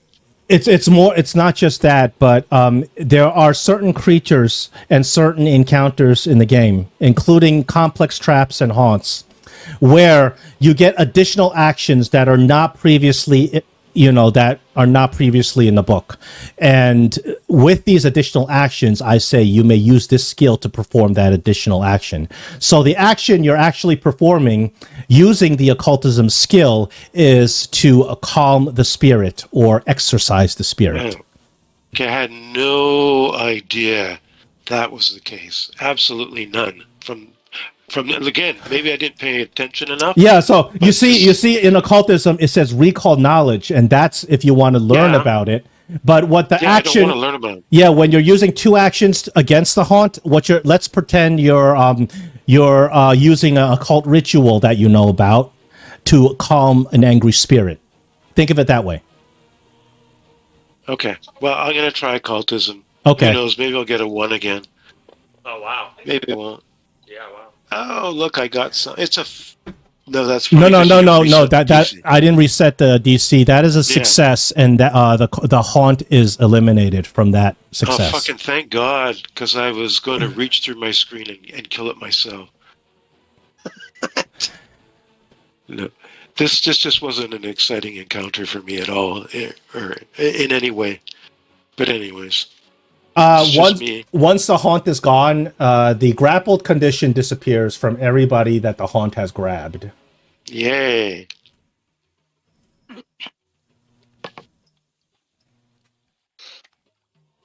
I probably need to read the rules, but there's probably in the Game Master Guide about how this play mechanic works because it made no sense to me. So Oh yeah, if it's in the, we'll is it in finish this Player up. Core?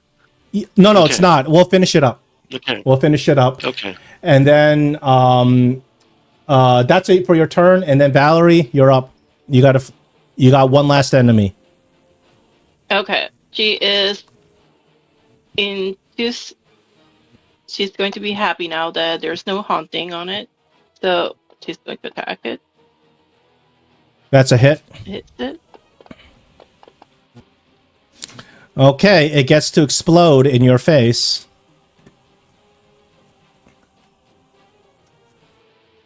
This Festerog appears to have a forgiving attitude for some reason, but here we go.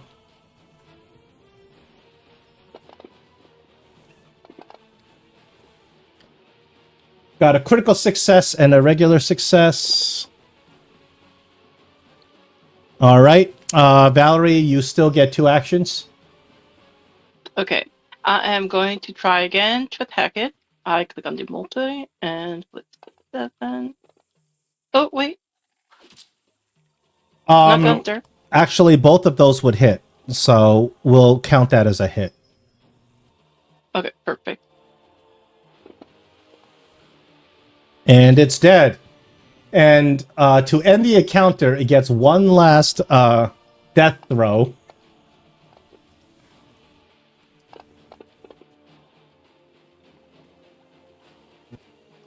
And that's it. So once the spirit is quelled, Tristan collapses in an exhausted heap. It is done, finally. Good. I'm glad it's over. I don't usually get pouty or like this with encounters. I don't know. This one just didn't. So, so Tristan says, we've calmed the angry spirit here, but the curse of this place is ancient. It's ancient as the land. He says to fully cleanse this place will require a lot more than what we've done today, but we've done more than enough to destroy the nidus of evil here. He says, in the future, I would like to return here, perhaps when I have more resources and we can conduct the proper rituals to cleanse this place. Meaning when you guys become rulers of the land, this can be a project to fully cleanse the Temple of the Elk and rebuild it.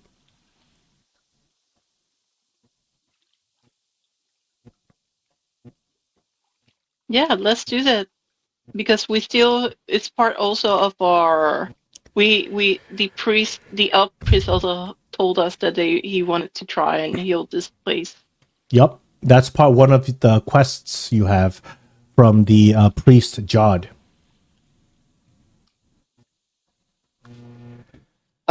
Plus, who knows? Maybe this anger and hatred could spread and corrupt the rest of the land. He says, I don't think that would be good for anyone. He says, undoubtedly, it has been trying. He says the pain that was felt here was only a conduit for the curse to take form. He says, although we have calmed the pain and torment, the curse of the land remains beneath us, dormant. He says, all it takes is another nidus and it can resurface. He says, one day we may be able to come back and fully heal this place and reestablish the worship to the good god Aristiel. Certainly, before maybe even another stag lord rises.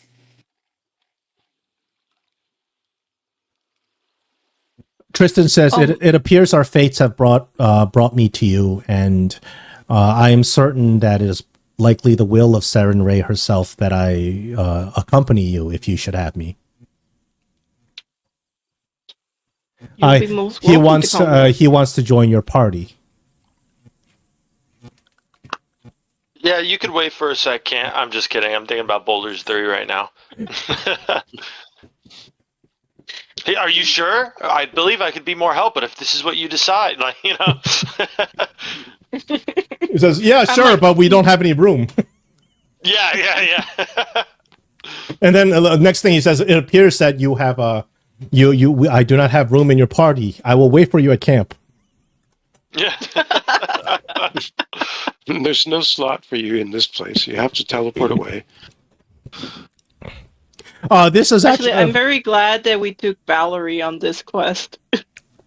Yeah, you see, it's the right person for the right encounters. You know, each of the party NPCs have their own strengths and weaknesses, and if you prepare, if you kind of have an idea of what you're facing, you might be able to kind of predict which party member will serve you the best. Valerie certainly was very useful. She tanked a lot of these Festerogs and prevented them from reaching the squishies in the back. And Tristan. Oh, sure.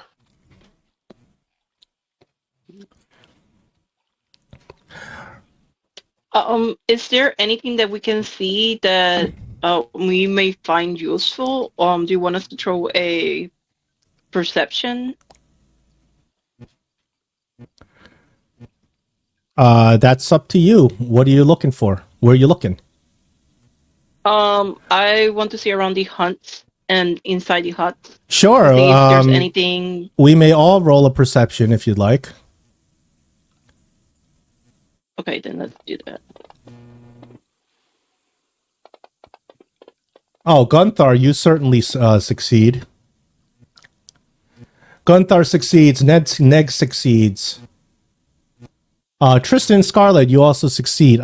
You guys find out in the small hut, buried beneath the burnt-out bed in the small hut, you guys find a secret compartment. And inside the compartment is a box wrapped in leather. You you take the box and it starts jingling on the inside. And then when Tristan touches the box, he has one final vision about this place, and he says, I see something else. I see, I'm having another vision. He says, what I see now, I see that young boy who has now become a man. Though he is disabled, he has become very strong, extremely skilled. I see him. He has forced his father to stay alive, kept his father in chains, fed him pieces of gruel. I see that his father, in his insanity, has committed a heinous crime to Aristeel himself. In an attempt to revitalize the Temple of Aristeel, he attempted to offer a sacrifice of one of the most holy beasts of the faith of Aristeel, a megalopolis. I see his father has felled in the megalopolis, dragged its carcass onto the floor of this hut. I see his father has cut the head off the megalopolis, attempting to offer it to Aristeel as a sacrifice. Instead, it was the deepest affront to his very beliefs. But then, years later, when the father is but a slave and a victim of the son, I see the son taking the skull of the megalopolis, the megaloceros, which is a massive deer. I see him cutting the skull open, filing it down, and turning it into a mask. And I see him donning the mask. It is then that I see him becoming the Stag Lord. And here he sealed away all the items of his youth. So you open it up and it's a parcel. First you open it up and it's a huge pile of gold and silver. This is all Oh. all the earnings of Nurga and his son, who later became the Stag Lord, inside the box. There's a bunch of magical potions, and then there is a bow. The bow is a bowl? it's a bow. A bow, okay. It's a short bow, probably fit for a teenager or a small person. All of these items are magical and need magical identification. How was it again that we identified them with what skill again? Identify magic. Right, which I don't have. Eh, Generally, it's Arcana to identify them. mhm. You take them back to the shop. Store owners and whatnot can also identify them for you. I don't think they will charge you for the identify magic spell. Or no, not the spell. I'm sorry. To use the skill, I do believe they'll charge you for it. Depends on the level of the item you're identifying. These magical potions appear. Oh, not only is there are several potions. There's 1, 2, 3 potions, and then there's a weird thing that looks like it is a medicinal patch, but it's clearly magical in nature.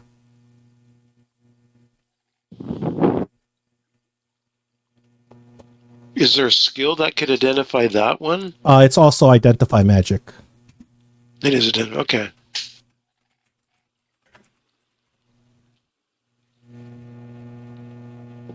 Okay, I think somebody used the action of the day, so you get an extra hero point, and we're gonna be able to.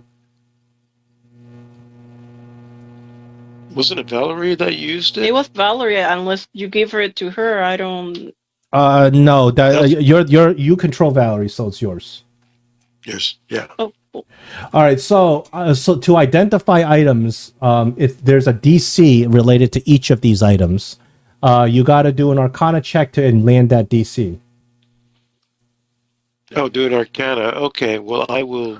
Take And this is they're all exploration activity. It's an exploration activity, identifying magic. So even if you don't do you're not able to identify them right now, later on, when you're traveling, you can continue trying to identify.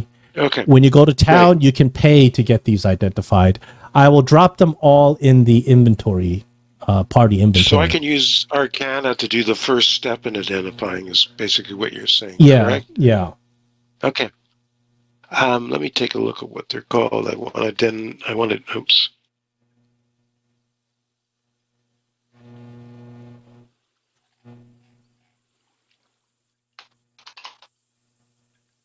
Can Magical. Tristan identify, since we cannot see his stats? Okay, What's that? well, tell me which one you're going after. Oh, I'm sorry, I gave you the wrong link. Here's the player core link. It's not only Arcana, I think. I think other skills apply to certain... let me see. I would try Arcana. I will actually for some of them I will accept other things. For instance, that child's bow, I will accept an occultism. That is a bow enchanted with pain and occult spiritual energies. For the other things, I think they have to be Arcana. Okay. So the magical potion and the 3 unidentified items all require Arcana. I'll do an Arcana for the magical potion. Here it is. Which potion? The one that's called magical potion. I just see it called magical potion. I don't see anything else. Hold on. Yeah. I will give you a success on that, and I will identify one potion for you. This is a potion of water breathing.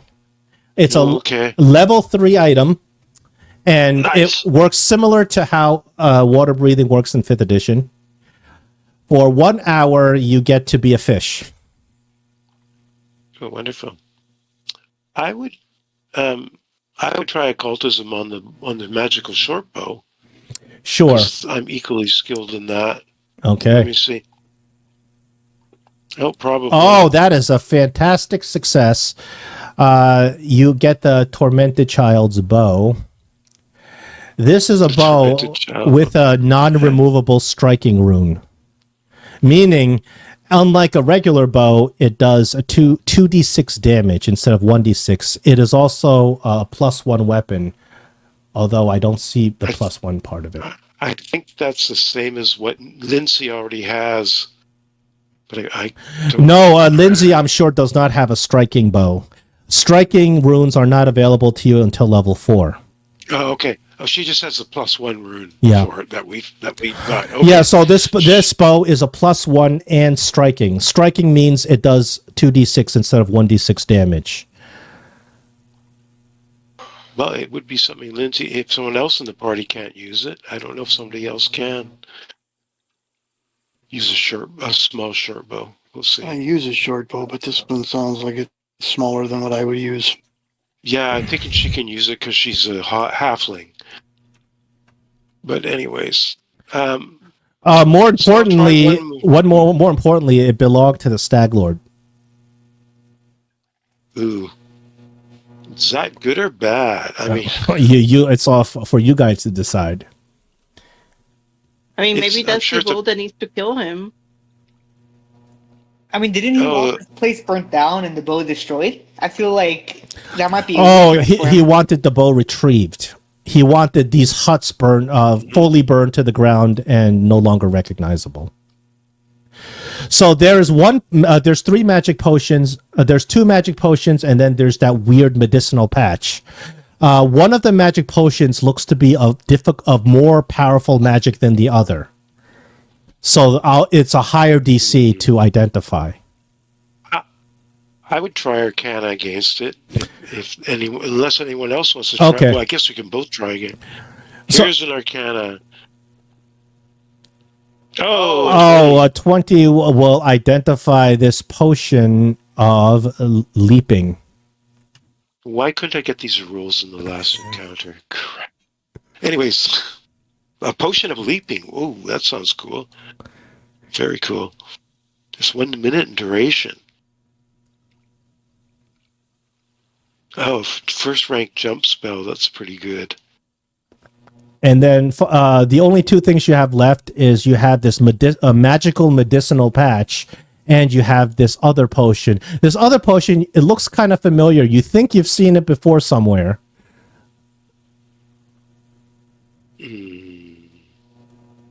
Maybe it's Valerie's poison. Yeah, can someone else wants to try and identify some? You're doing great, bro.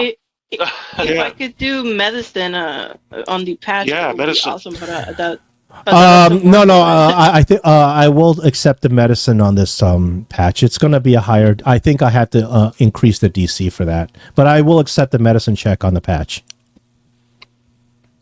Okay, tell me when you're ready then. Go ahead. 24 is a success.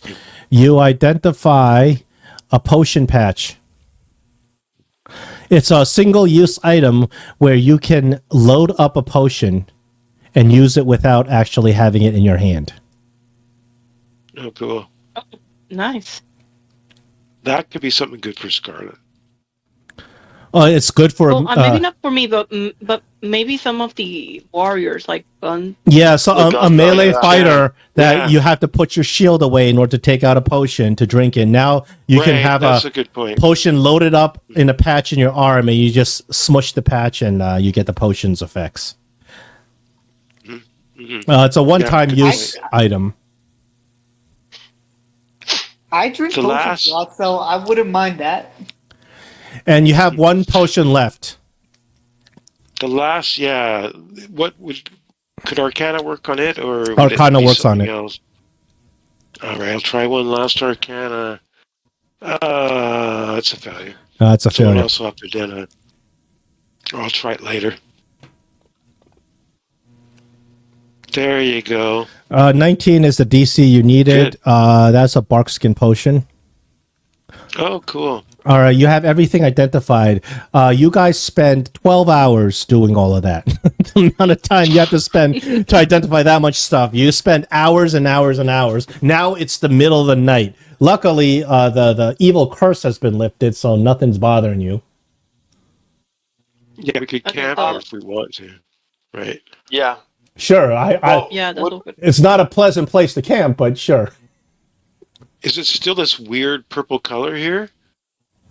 Or is that dissipated? The purple color remains. The curse of the land is too strong to lift with just that.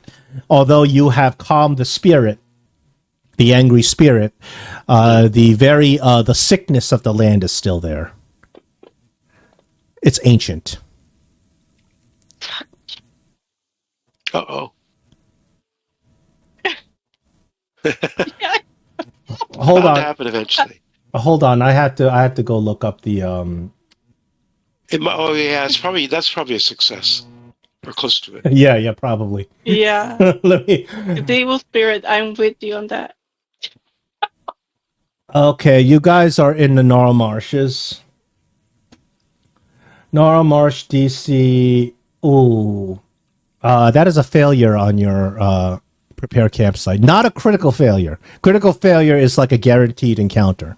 It's a regular failure, so I still have to roll it. Anything you want to else anybody wants to do for their camping for the camping preparation tonight? I'll organize a watch. Okay, that's a roll. I believe it's a perception roll.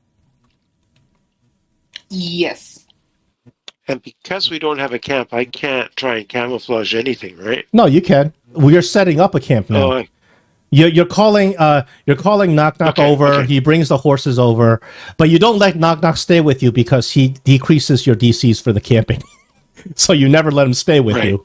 But he brings the horses thanks, over. but go away. Yeah, because when he's there, he keeps annoying everybody. Yeah. All right, I'll try and camouflage the area. Okay. Wow. Oh no, that's a failure. You guys just Not a want another critical failure, encounter. right? You do not want the Gnarl Marsh encounter was what got one of you killed last time. Yeah, I know. I Hey, know. question. Did we get all the gold pieces and everything into the party sheet? Yes. Okay. I'll say this. We load up everything, correct? Like, everything's loaded in case we need to get out of here, right? Yeah.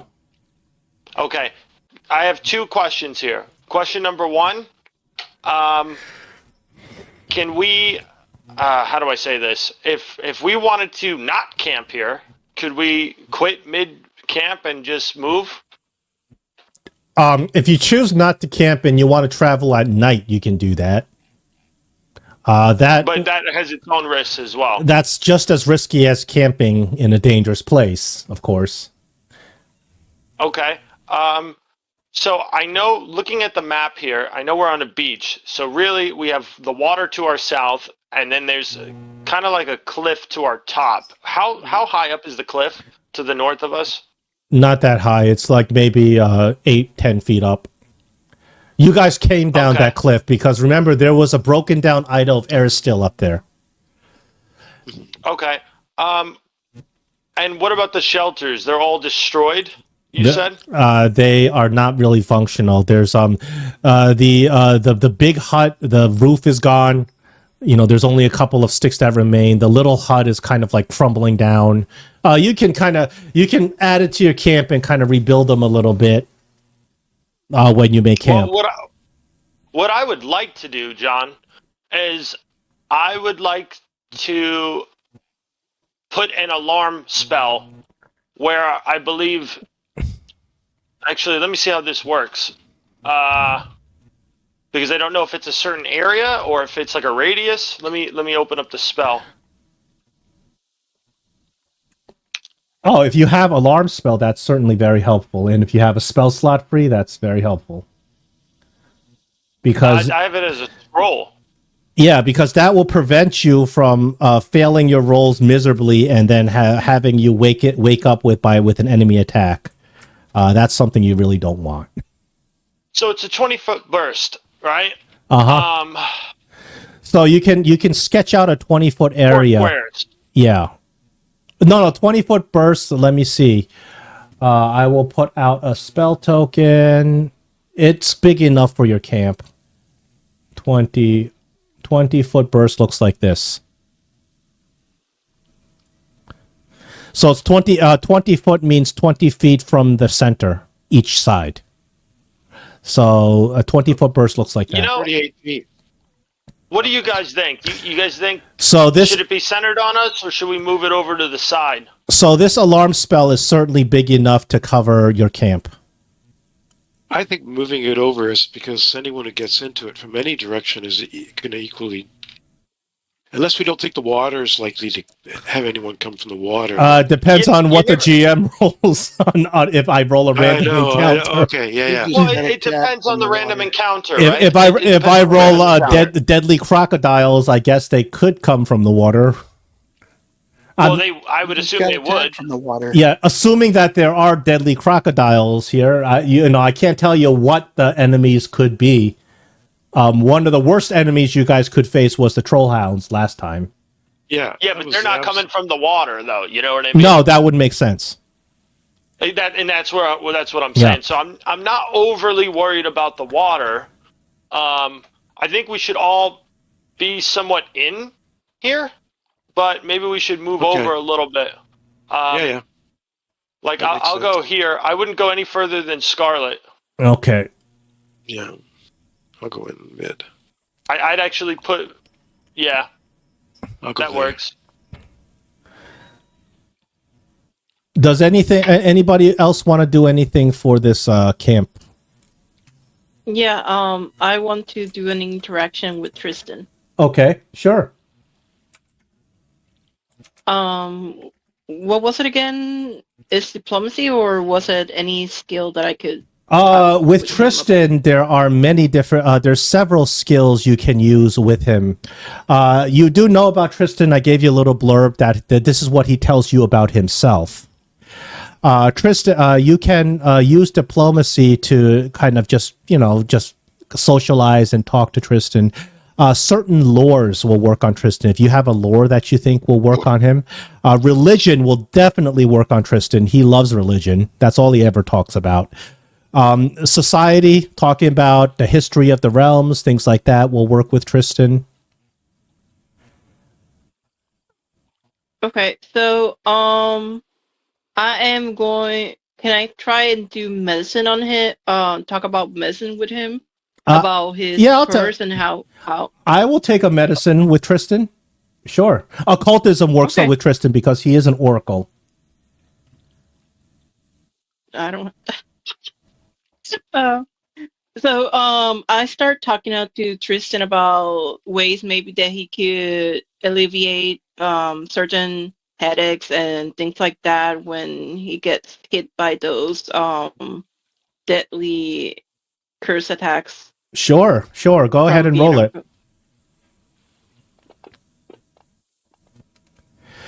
That is a critical success. Tristan is a cheap date. You get 2 influence points. Tristan is more than happy to hear about your suggestions about things to help alleviate his symptoms because he feels a lot of physical pain when he's communing with Shaylin.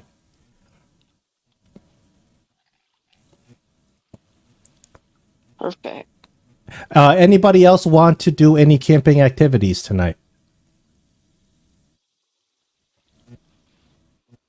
Yeah, sleeping.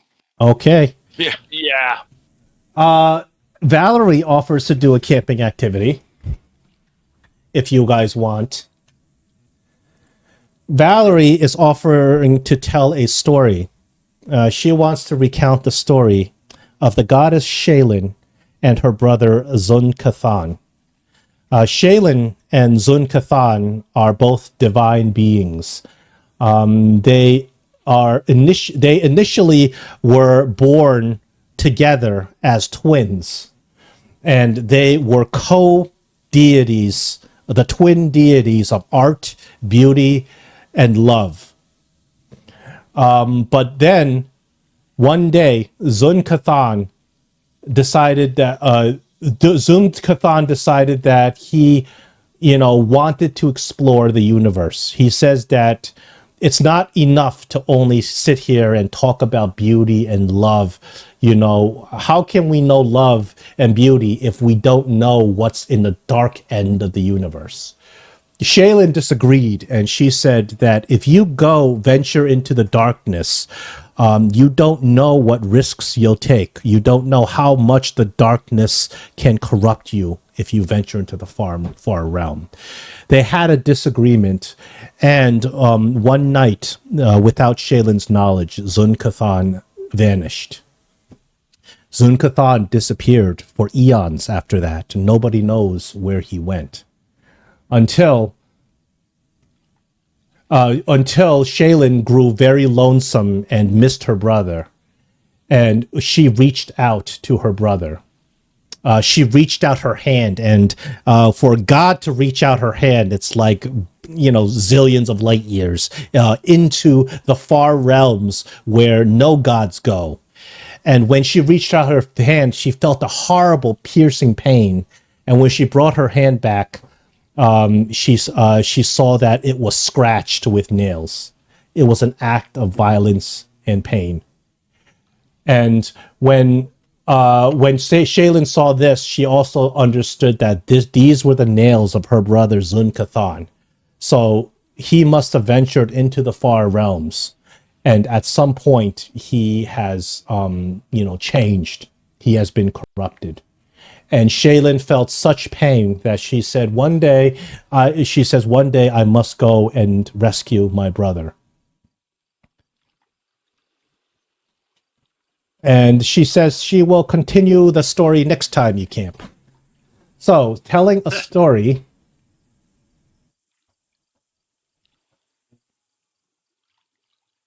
I mean, honestly, that was the best story I've ever heard. I think I leveled up.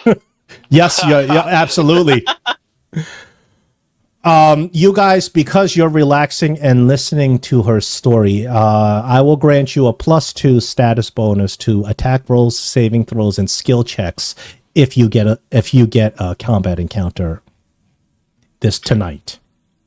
That's generally what these stories do. Just giving you a little extra. And cooking also does stuff like that too. Did you give us XP for that encounter? Yeah.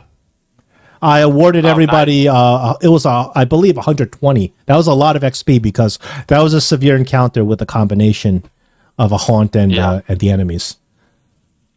You guys are well on your way to level 4. All right, I think I got a roll to make. Let me see, where's my DC here? There's no modifications to this DC. Oh, that should have been secret, but when I roll low, no encounter for you. Nice. There you go. Woohoo. I was going to suggest you roll a D10, but I guess not. Well, then I would have to divide it by 2. Right. Okay. Overnight rest has been taken, and the new day dawns. And you guys have escaped a horrible encounter in the Nell Marshes. But you're also level 3, so you're better equipped now to handle these kinds the Nell Marshes than you were just before.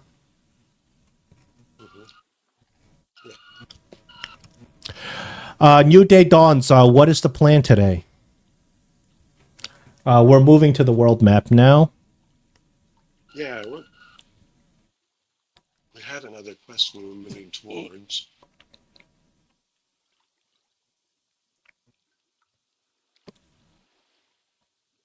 Okay. Last time that we were talking about, we decided that we were going to go to the temple. Since we already found the village, right? You guys have just been to the temple and the village. Yeah. We completed that quest. Yeah, you've completed the quest. Really? Today. Yeah. You're due for a quest reward once you get back. As a matter of fact, I'm going to give you the reward now just so I don't forget later. I'll give you the XP reward. And So, did we do both the Stag Lord and the Vision of the Elk? there was only the Vision of the Elk as a quest. Okay. The Stag Lord quest is to defeat the Stag Lord. Okay. I have a question. We're in the Now Marshes. Yeah. We need to find that boar. Yeah. Yep. If someone is good at tracking, do you guys want to see if we can, I don't know, come across that boar? Sure. I mean, because, we're here already. Do you think we could, Okay. like, if we find it, do you think we could fight it, though? Sure. We have Valerie, we have Gunther. I can actually do things other than skill checks. Hopefully. Who knows? I don't know. But yeah, I think look, we had a long rest, right? Yes, we did.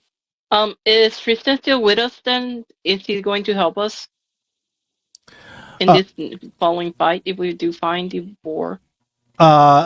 Tristan, I will make a member of the party. He will stay with you until you guys leave next time. He will remain level 1. Nobody control. I control him for now.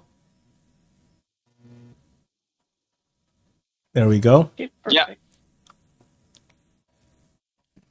Okay, perfect. Because then we have somebody Yeah. somebody else that can heal. So I think we can try the boar. I think so. You guys, I don't think have any clue on where the boar is right now. This is the It's in the green belt. yeah the quest for the boar. His name is Tusk Gutter. Every Greenbelt hunter has a story about Tusk Gutter, the nastiest boar in the Greenbelt. Whoever manages to kill the ill-tempered beast will earn a nice reward from the retired hunter Vekel Bezin, who lost his leg to the monster a year ago.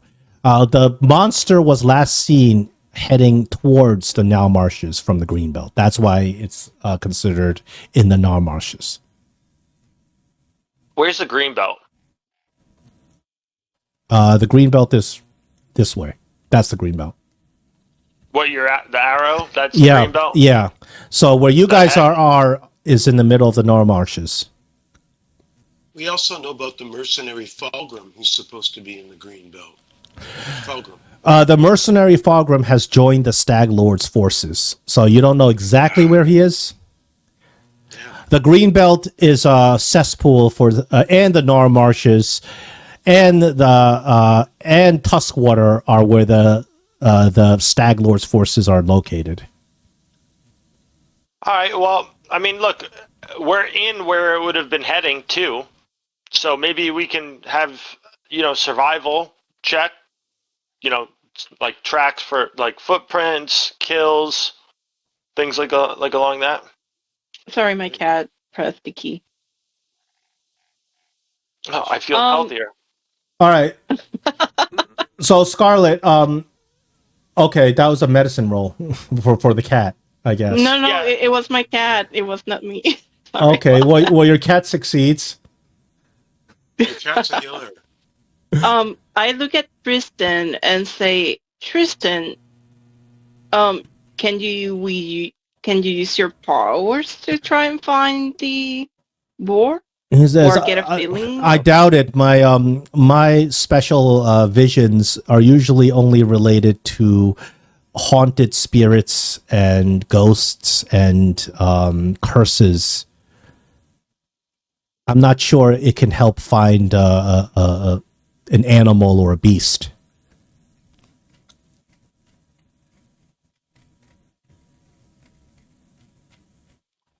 Okay.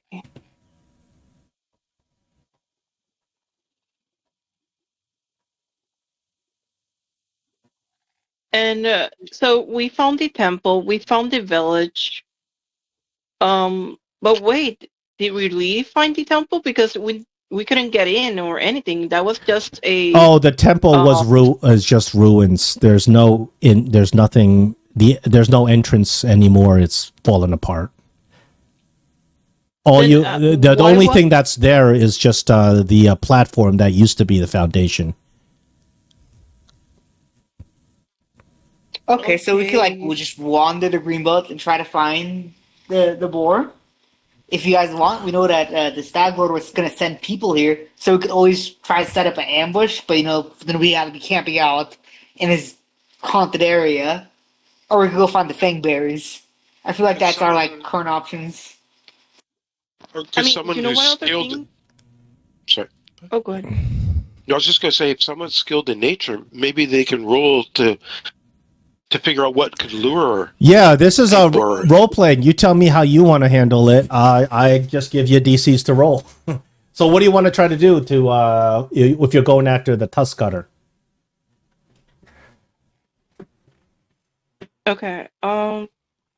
It's not a magical. It's just a really big boar that's very raging and angry and on a murder path, on a murder spree, and needs to be put down. So it's not like a magical beast or anything.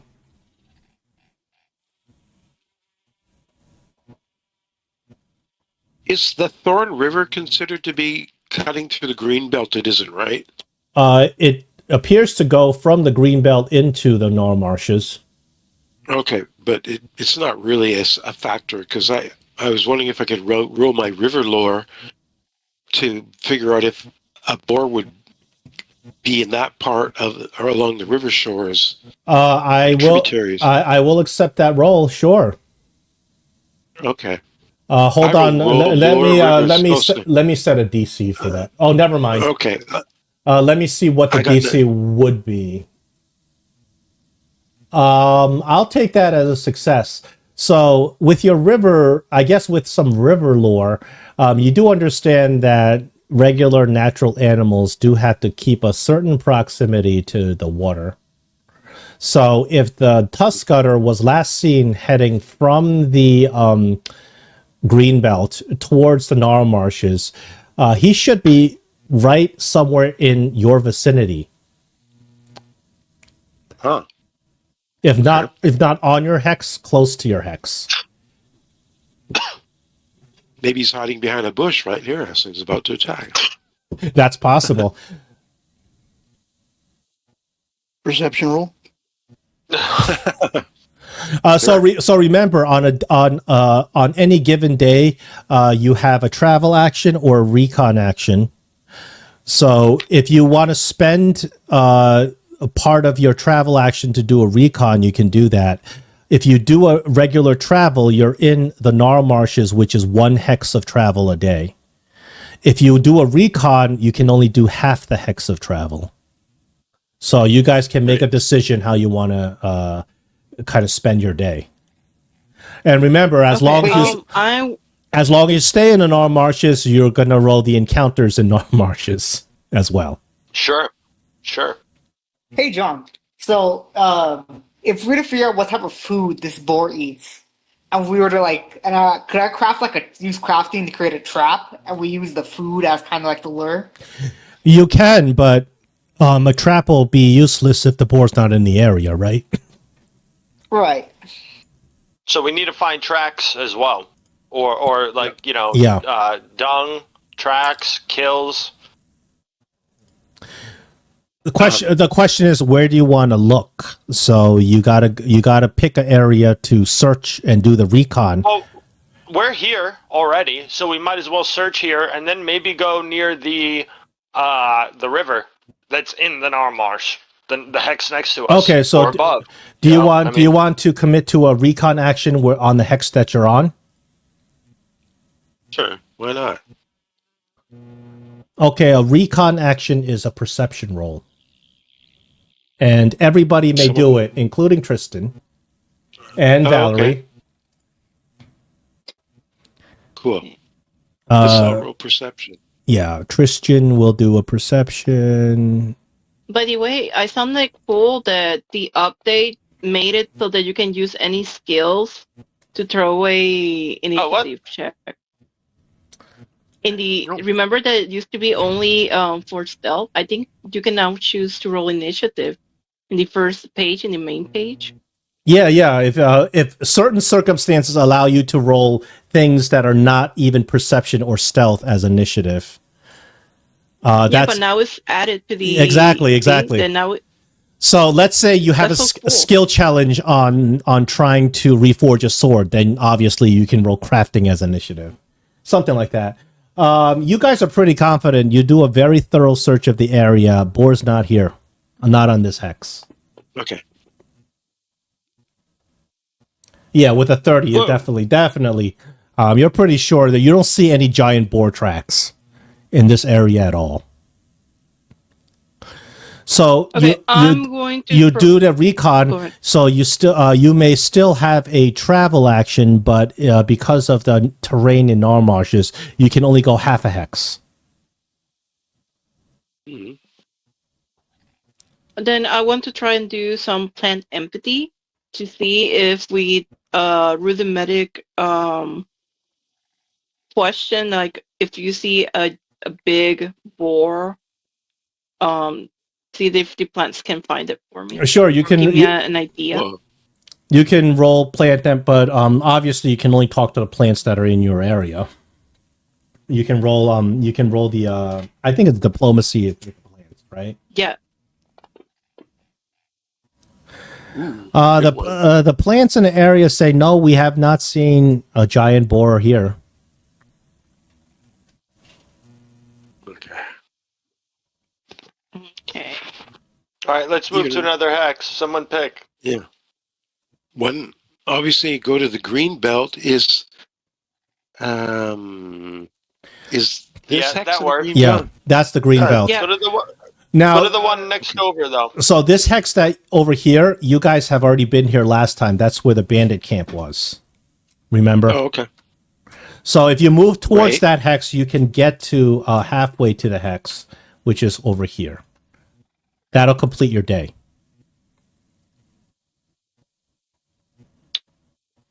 And that's still within the green belt. That would be considered in the green belt. No, you're in the Nar Marshes right now. Okay. Oh, yeah, that's what I thought. But are we moving more into the Nar Marshes by going that way? No. No, going this way is more towards the green belt. Green belt, Okay. the green belt is over towards your right. Yeah. I see. I Yeah. didn't realize where we were actually. Okay, I understand. We were further to the west than I thought. Okay.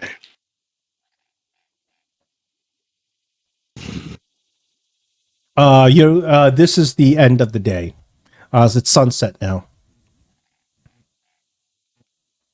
So we have to do another camp. Yep. Yeah. Unless you want to do night travel. Nope. Okay. No. All right. Prepare campsite. Let's go. No. Oh, But I have a hero point because it's another day. No. No, that's you have a bad. hero point because you used the action of the day. Remember, Okay. Valerie used But I it. think I used it earlier. Did you use hero point twice? Yeah. Oh, in that case, you guys are getting encounter.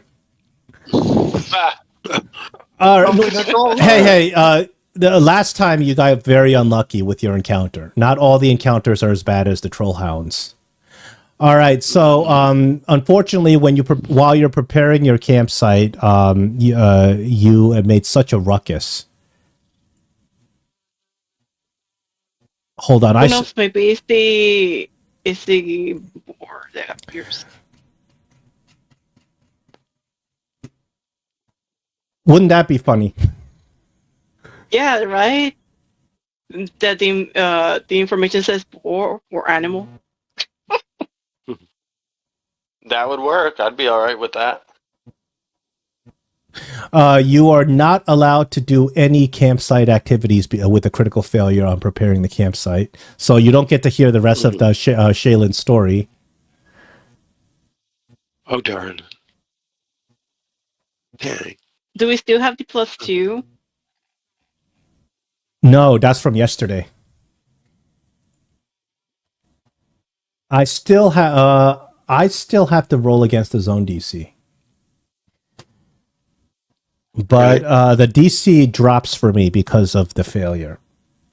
So it's going to be easier Right. for me to roll a random encounter this time. Okay. Let's see what we got.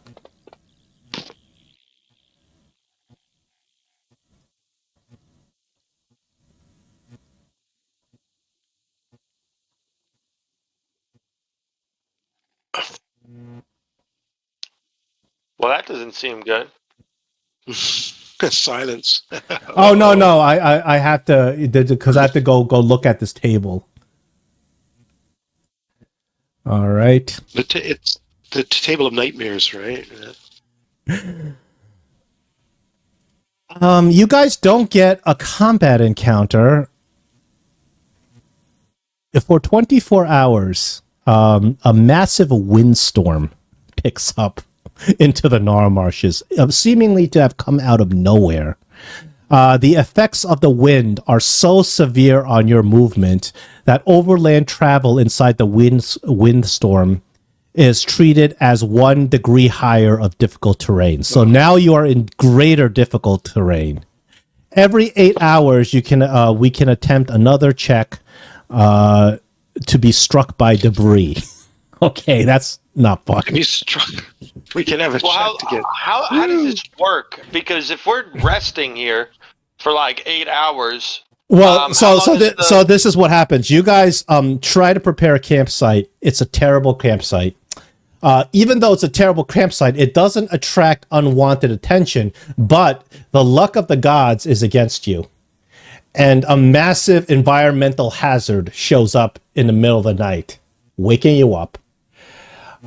Every 8 hours, you have to do a flat 18 DC check. So I do it. Flat 18. Yeah, I do. I do it, and I have to beat it. So it's okay. Okay. I have to beat it. So because you're in camp, you're sheltered, so you don't do it at the night. But when you wake up the next morning, and some unnatural, horrible wind. This has to be the work of the gods, but it's like a gale has hit you as you wake up and look around. You see that there are trees being strewn all over the place. The soil is being thrown. There's the camp. There's the muck inside the what's it called? The muck inside the Nar marshes is being thrown in your face. But you don't get attacked.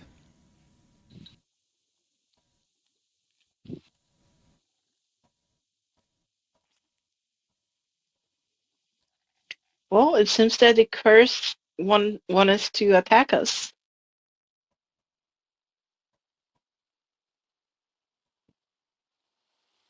So it's now the next day, right? And we're all rested up. Now we have this. You are rested up, and now you're facing a massive windstorm for 24 hours. So you choose what you want to do. You can stay here and not move until the wind passes. You can try to move. You're going to be moving against greater difficult terrain. And because you're moving every 8 hours, we got a flat DC 18 check to get hit by debris. A flat check? Yeah. But I have to make it, and I have to beat the 18. You make it. Right. Every 8 hours. Anybody, if you're traveling, if you're sheltered, you don't have to roll that check. Okay, wait. Okay. So, like, is it 18 or higher and we get hit? Or is it 18 and lower we get hit? 18 or higher, you get hit. Okay, so that's only a 10% chance. Yeah, so it's not a high chance. I mean, I only I have to roll a 18, 19, or 20 to hit you. So that's if you guys choose to move. That's a lot of rolls for me if you choose to move. So what do you if you choose to shelter, you have to try to find shelter because this wind is so strong that you can't just shelter behind some trees. You got to use some nature or survival expertise to find shelter. I mean, we can't we can't really search in the middle of the storm, so maybe shelter. Yeah, you can you can not move to. You can choose to not travel today and try find shelter. Right. What about perception? Like just being able to see It's certain groves, like yeah, you can yeah. see this stuff, but to know that this will weather the wind, you need nature Okay. or survival. Okay, cool. I understand. Yeah, your vision is not hampered. That is a success on survival. You guys find a cave outcropping that you think that if you were to hide in there, you'll be protected from the wind. You can with the bear or the spider or let's do it. You can stay there to weather out the storm, but this storm is probably going to be for the rest of the day. Let's see if the cave is inhabited, John. What do we need to roll for that? It's not actually a cave. It's like a cliff outcropping with like a roof. Oh, okay. Yeah. A shallow cave. Yeah. We can do that then. All right. So you go over there. You find some shelter. You kind of hunker down into your shelter. Are you choosing to stay there for the rest of the day? Yeah, I think so. So now, if you choose to stay there for the rest of the day, you have an entire day. You can choose to do whatever activity you want because you're not moving. Oh, well, I would attempt to identify that spell I couldn't before. Or no, we did identify them all. I believe you did. Yeah. Okay. I forgot to ask John, but what is I went blank. Our friend the Oracle's camp help. Tristan's camp help. Hold on, let me bring up. It's not active right now because he is technically an add-on right now. He has something called Dawnflower's Blessing. Tristan's prayers to Serenray invoke her healing blessing on the party. So normally when you do a long rest, you don't automatically heal up to full health. With Tristan, he adds additional healing to a long rest. When the party rests during camp, each character regains twice the normal amount of hit points for a long rest, equal to double their constitution modifier. So you guys are healing up to full before you rest anyway. So essentially, it's not really useful to you guys. I mean, it's useful if I'm not here. Yeah, it's useful if you're not healing before you rest. Because with a long rest, you only get, I believe, something like your constitution modifier plus another. I don't remember, but it's not full health.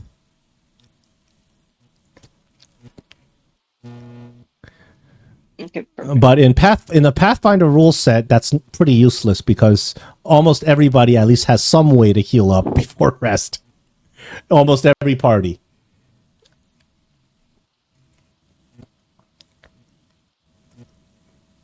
All right, so you guys don't have to get hit by any debris. You don't have any activities? Like, remember, any sort of exploration activities you want to do, you can do. You guys, I think I want to continue to do relationship with Tristan. Sure. What do you want to roll with Tristan? And this one, I want to do religion. Okay. Tristan loves religion. I walked up to him and started talking to him about how has his life been an oracle of Serenray and devotion to her. Well, he was talking to you yesterday, so he already is familiar with you, and he likes the fact that you're talking to him about things that he has an interest in. So he opens up a little bit more, and he says, it may not seem so much, but I actually am 150 years old, and for a human being to age, to live this long without any signs of aging has always been something that I've questioned. I always thought that it was the blessings of Shaylin that has kept me in my youthful appearance. but now I am starting to question if this is because of Shaylin. And part of me wanting to leave my cloister temple and come out and see the world is I want to understand myself. And you can roll the religion.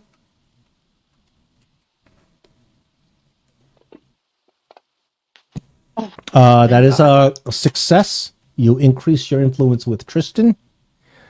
Anybody else want to do anything? Yeah. Maybe I'll try to increase the relationship with Valerie. I believe you guys have maxed Valerie out. Oh. We have? Well, Yeah, from my records, you have. Yeah, a while ago. okay. Okay, perfect. Hey, John, I have kind of a weird question. The only person you haven't, Knock Knock is still there. You guys don't let him into your camp because he will give you a penalty if he's at camp with you. So you don't let him in camp. But you can call him over if you want to.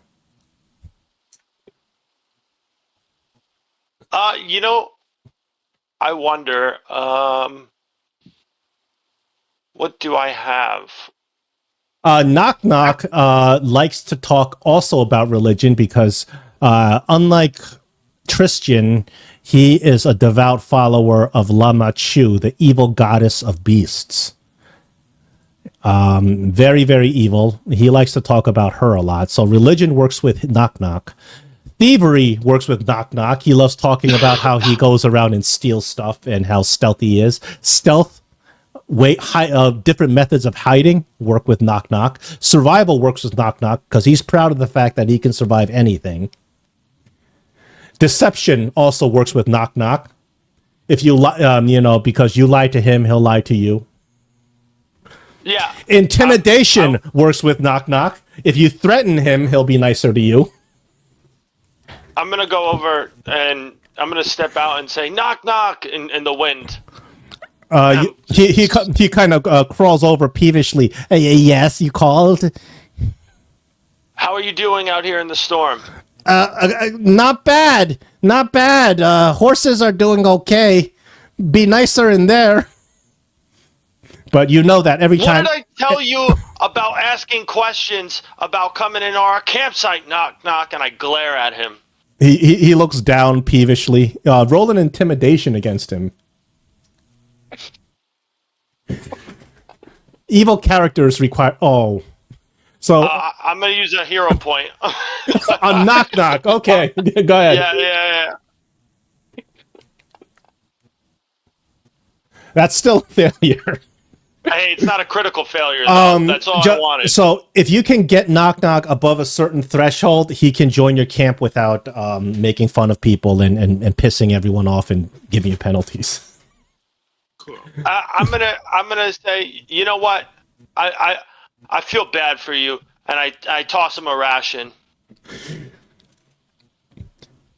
Knock Knock eats the ration, like he eats the ration so thoroughly that the plate is shining by the time he's licking the plate clean. Because you guys don't really feed him much. He basically finds ants and grubs on the ground and. But you're making me feel bad. But you guys have a very kind of master servant relationship with him, and you know that if you give him too much freedom, he's going to cause trouble. He'll probably steal from you. He's not a good guy, but you just kind of have him around because he's useful. I just look at him and I say, "This is me being nice to you." After I yelled at him already, and I know it didn't really work too well, and I just say that, and I just walk back in. So you guys spend the rest of the night, and you see Knock Knock crouched in the corner, just glaring at you from the outside in the wind.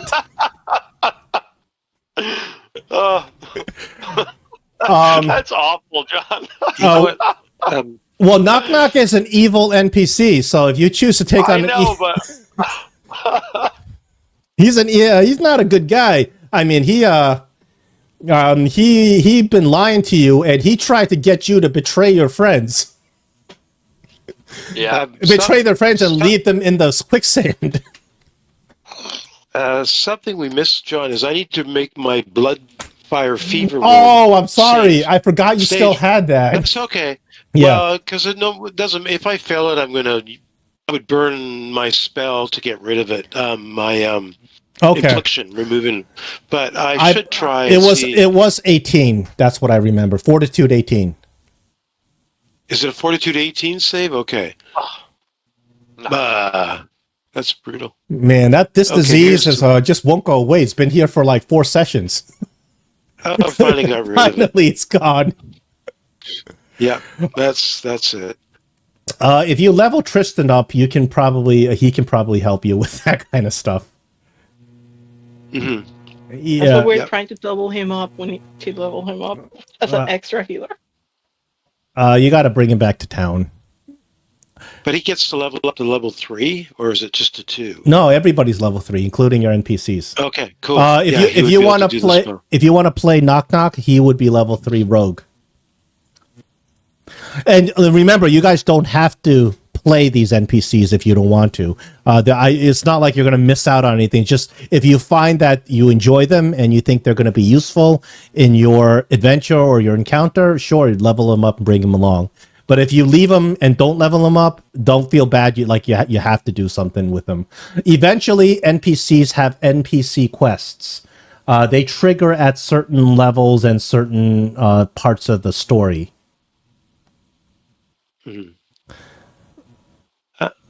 This right now, during this day, were we doing downtime activities or exploration activities? These are exploration because downtime is measured in days. Exploration is Okay, measured anything that's not in an initiative. It says you can cast detect magic at regular intervals. Yes. But that's if you're moving. You Detect. move it half your turn.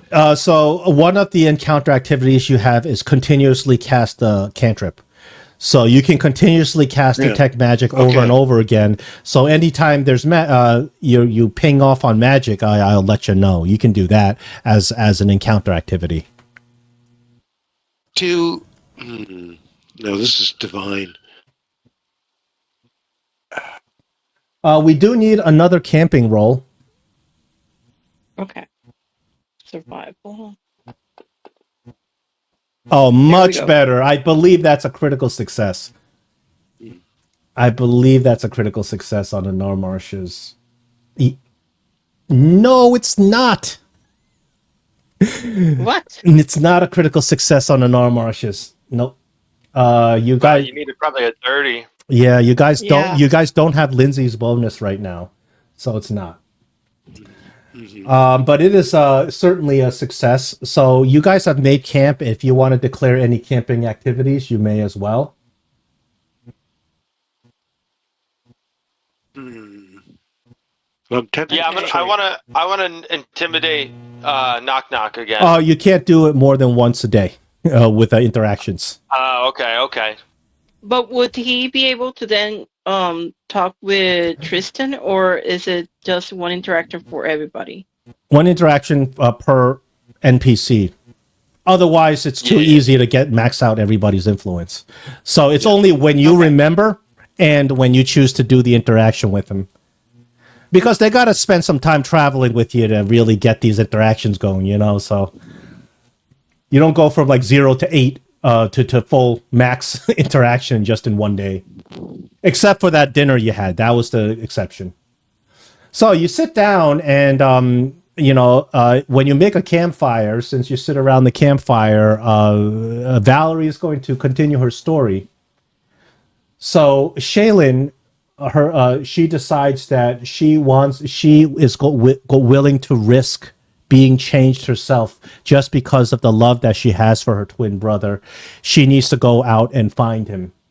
So she herself travels out to the dark places between the plains. This is where Zun-Kathan has gone. And she screams out, Dubral. Dubral is the word that she uses for brother. This is what she called Zun-Kathan when they were younger. And she continuously screamed it out over and over again, hoping that he would hear. And then, what's here? And then finally, she finds her brother, but she can't even see him because he is shrouded in total darkness. It appears that some extra dimensional being has completely enshrouded him. It has been twisting his mind. It has grappled his soul and tethered it to some sort of eldritch plane that is not even, comprehensible to the regular godly beings. And he appears to be changed and trapped. And she pleaded with him with tears in her eyes, but he did not respond. She saw that her brother was forever changed and not for the better. And then at that moment, Zonkathan opened his eyes. And when he opened his eyes, a light shined on his new transformed being. He had turned into a being of pure torture and torment. His skin was ripped from his body. Hooks were put inside of him. He looked like Pinhead from Hellraiser. Nothing even close to the beautiful celestial being that he was. And Shaylin saw, when Shaylin looked upon him, at first she felt the deepest and most painful grief. But then she realized that at that moment that she had no choice and she would have to destroy her brother. And that's the end of that part of the story. We're going to roll an encounter tonight. Wait, before that. Yeah. I'm going to roll camouflage. Oh, yeah, sure. Camouflage. Oh, cooking and camouflage. What are you cooking? Well, whatever I tried to cook, it was going to be the fish stick. Okay, that's a failure on the camouflage. Success on cooking. So you cook fish on a stick. Everybody eats it. Fish on a stick gives everybody an additional movement. Not a full movement, but an additional section of movement. So if you were previously able to move 2 hexes, now you can move 3 next day. Nice. Okay, stealth is a failure. Anything else? And failing camouflage doesn't really do anything. It's what you have to crit fail, right? Yeah, crit fail is not good. Yeah. Actually, could I organize a watch? Yeah, organize watch is press. Go ahead. Perception. Oh. That's a regular failure. All right, let us roll our encounter.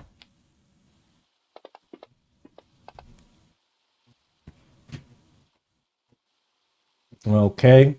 I succeeded on my encounter, but that doesn't mean you're going to fight yet. I just have to roll some other stuff.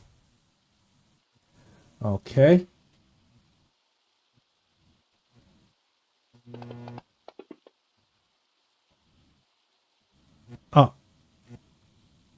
Oh my goodness. All right. We're fighting. Okay. All right. Let's. You guys ready to see what you're going to be? What's going to be coming up this time? Sure. Sure. Why not? It As might. long as it's not a dog. Might be troll hounds. Might be worse than troll hounds. Oh.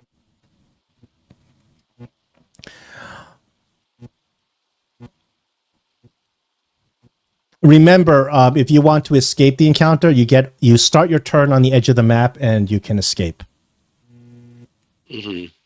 Otherwise, it just simply wouldn't be fair because you get unlucky and you can't. I'm gonna say this: if it's something like that, I will automatically run over to my. If we decide to escape, I'm running over to my horse who is hitched, and I will take the horse, unhitch it, and escape on horseback. Well, or at least attempt to. Yeah, so once you get to the edge of the map, that's what you do. You guys get on your horses, you get out of here.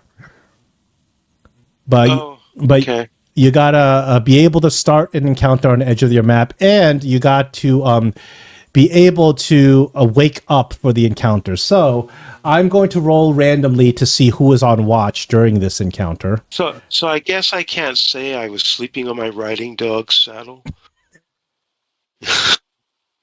I'll bring your riding dog into the map if you want. A riding dog will no. not last long against really tough enemy. Okay, so how many are you? 1, 2, 3, 4, 5, 6, 7. I will roll a d8 and just go down the line. Oh, 8 is bastard. 8 is nothing. So no. I'm not going to make it. It's not? Somebody's always on watch. Okay, 6. 1, Right. 2, 3, 4, 5, 6. Tristan is on watch. When you guys remember, when you're sleeping, you can't sleep in heavy armor. So anybody who has armor, you got to take it off. The only thing you can sleep in is padded armor. That's the only good use for padded armor. And mystic armor. Yeah, that counts too. You can have mystic armor. That's fine. I don't have any armor. Okay, so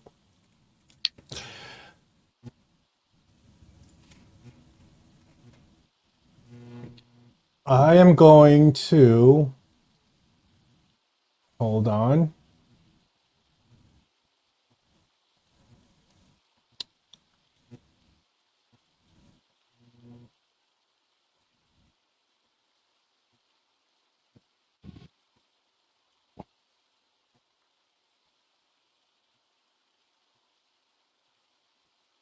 Why is this thing slowing down so bad?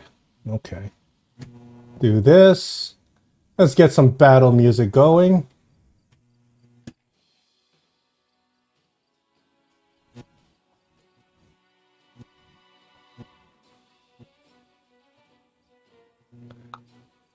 Okay, it's all on Tristan to see if he can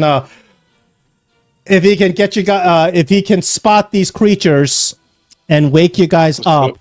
He has to beat them in initiative. So if he spots these creatures and wakes you up, you guys will not get attacked while you're unconscious, which is real bad. So not only do you have no armor, you don't even have your weapons out. So let's hope Tristan rolls a great initiative. Oh, Tristan. No. Does he have a hero point? Tristan does not have a hero point. Here's where the alarm magic would have. Okay, everybody roll initiative. You guys don't get to act because you're sleeping, and Tristan is unawares. Damn. Yeah, be fucking kidding me. Is that again? No matter what you roll, you're not going to be awares, even if you're on top of the initiative. So, Scarlet, napping away. Valerie, napping away. From the edge of the swamp, a horrible, massive creature springs out of the trees. What is its speed? 30-foot climb. So it's got to use two. Faster than unconscious people. It uses 2 points of speed. Gets over here. Wow. Gnarly. So 2 points of speed, and then it is going to Talos or Scarlet. Which one should it attack? Talos even, Scarlet odd. Please be even. Okay. Talos, it's going to get you, and you are, of course, off guard because you're asleep. It's going to come at you with fangs. It crits you with fangs. Yeah. Crap. Oh my god. 31 points of damage. 31 points of damage. Run. On top of that... Oh, that was a crit. Yeah, that was a crit. On top of that, Ogre Spider Venom. All right. Seriously?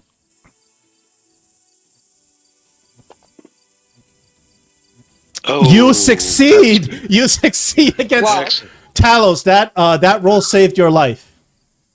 Yeah. Okay. Talos, because you screamed, because you just got attacked, you wake up. You wake up, you're on the ground. This 9-square creature has just bitten into and taken off a chunk of your flesh. It's a massive spider, the biggest spider you've ever seen. is trying to inflict you to squirt its poison into you, but you stave off the poison. Okay, it's my turn now then, just to be extra sure. Yeah, you're next on initiative. Okay, Remember, well, everybody around you is asleep. could I scream again to wake everyone around me up? Yeah, and Tristan was looking the other way, so he didn't see this creature coming at you. You scream, so Yeah, this big ass. after you scream, Tristan. everybody after your initiative wakes up. I'm not going to make you do that roll to wake up. That's ridiculous. Yes. Hey, well, Okay. I don't know if I want to. I won't even charge you an action for screaming. Screaming is natural when you get 30 points of damage. Okay, so I don't know if this thing has opportunity attacks. So I would have to take my action to grab my shield, right? It takes an action to grab anything that's on the ground. It takes an action to get up because you're prone. Okay, so what I'm gonna do is I'm gonna grab my shield, then use my second action to raise it, and my third action to get up from prone. Okay. No, none of those actions provoke an opportunity attack. This creature does not have one. Okay, well, I guess I wouldn't have known that before, and so I guess that's my turn. You are very, very lucky. Neg, you hear Talos screaming with in mortal pain. Naturally, that wakes you up. That spider. Yeah, I see that spider. Hold on a sec here, boy. I bet you it's gnarly and tough as anything. I'm having a... Okay, there we are. Good. I need to see if I can alter my damage. Oh, for some reason I can't. For my trade death. I'd cast trade death for life on the spider. Okay. You can roll it safe. Yep. Hold on.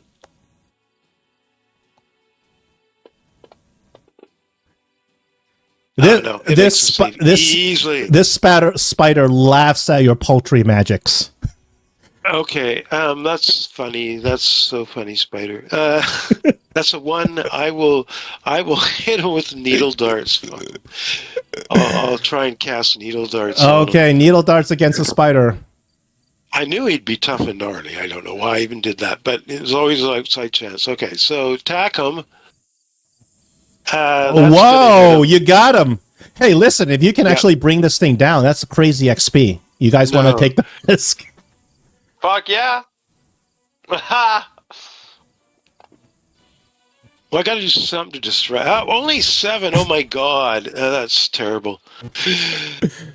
Okay. Whatever. That's your turn. I think that's all I can do. Okay. Yeah. Gunther, you're awake. You have no armor. You're prone.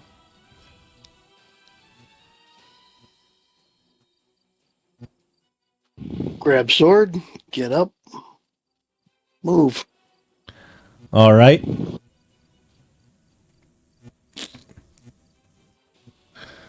Tristan turns around. Oh, man, I'm so sorry. Heal him, Tristan, heal him. You're fired. The only thing Tristan has that can heal Talos, right? Oh, no, Tristan has Soothe. What am I saying? Tristan's going to cast Soothe. For one action, he casts Soothe on Talos. There we go. For his second action, he only has one action, but he can do a focus link for one action. Tristan will try his best to keep you alive as well.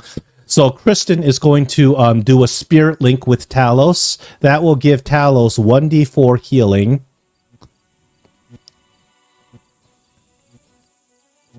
To start off. It's the least you can do. Okay, I'll put 2 for Talos. And then Talos, you have resistance 3, but every time you take damage, Tristan takes 3 damage.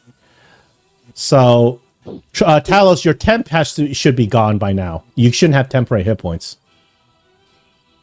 Right. Did you have them from before? Maybe those are... Oh, yeah, they're from somewhere else.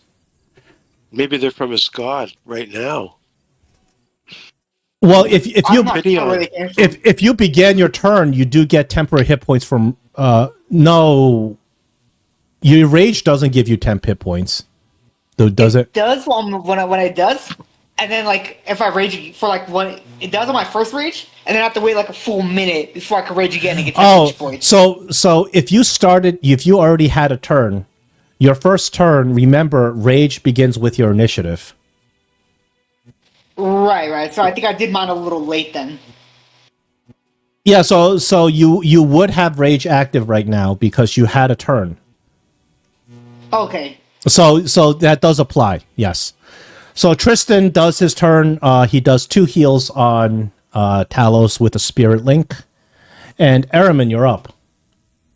Okay, so laying down still, I want to use Sure Strike, right? So that way I can basically, next time I make an attack roll, I get to roll the attack twice and use the better result. So remember, Okay? Sure Strike is a fortune effect. You cannot use Sure Strike and a hero point at the same time. I use my hero point, so. Oh, okay. Doesn't matter then. Yep. And I am going to cast Briny Bolt with it's my signature spell. Okay. So Oh, here's the first one, which I need, anyways. well, that's a miss. So but you get to roll twice and take the higher. 19 misses? Holy fuck. His armor class is certainly higher than 19. If you guys want to try to take something like this down, you need to think about it's the thing's numbers. They're going to be astronomically high compared to what you faced before. Anything else on your turn? I think that's the end. Oh, we know it's better than. Yeah, that's the end. Scarlet, what do you got? Okay. I got something for him. Are we going to run or are we going to attack? There is only one of it. Okay. So I'm then going to do hydraulic push on it.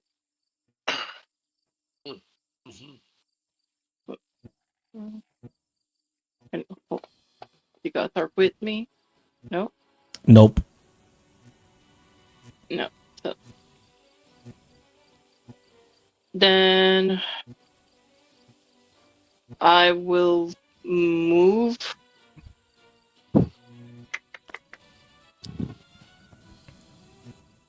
Wait. Can you put the locket?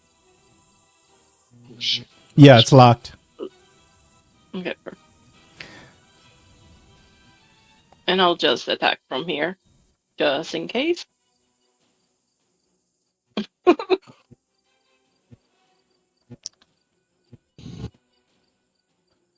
All right. Okay, I end my turn. It's Valerie's turn. Valerie screams out with her combat expertise. She looks at this creature and she says, I am not sure we have the ability to take down a foe at our strength, but she will fight if you ask her to. Valerie's turn. Okay. The she GM is telling going us to bail. Time to bail. Yeah. I'm not saying anything. Valerie said it. Yeah, right. Okay. Yeah, But, I feel like we should follow Valerie, but if you guys want to attack it. I mean, I'm curious. If I hit that thing, I would have did some serious damage. You know what I mean? Maybe. Well, I mean, 4d6 isn't something to laugh at. No, it's not. It's an average of 12 points of damage. Average. Yeah. Obviously, Does if it you're super, regen? Does it have damage resistance? you don't know. But if you are like ultimate lucky, 1 out of 1,000, you can get 4 6s and you get max 36 points of damage. Look, I still have other spells up my sleeve too, so. Okay. Valerie's up. Okay, Valerie, since she doesn't have her armor, she is going to stand up, take her bow, and try to hit it.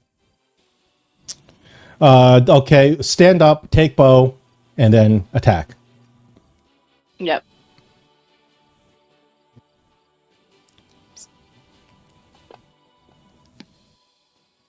18's a miss. Okay, that ends her turn. Did you crit it before with the needle darts? Nope. I Oh, didn't credit. how come it has persistent don't- bleed on?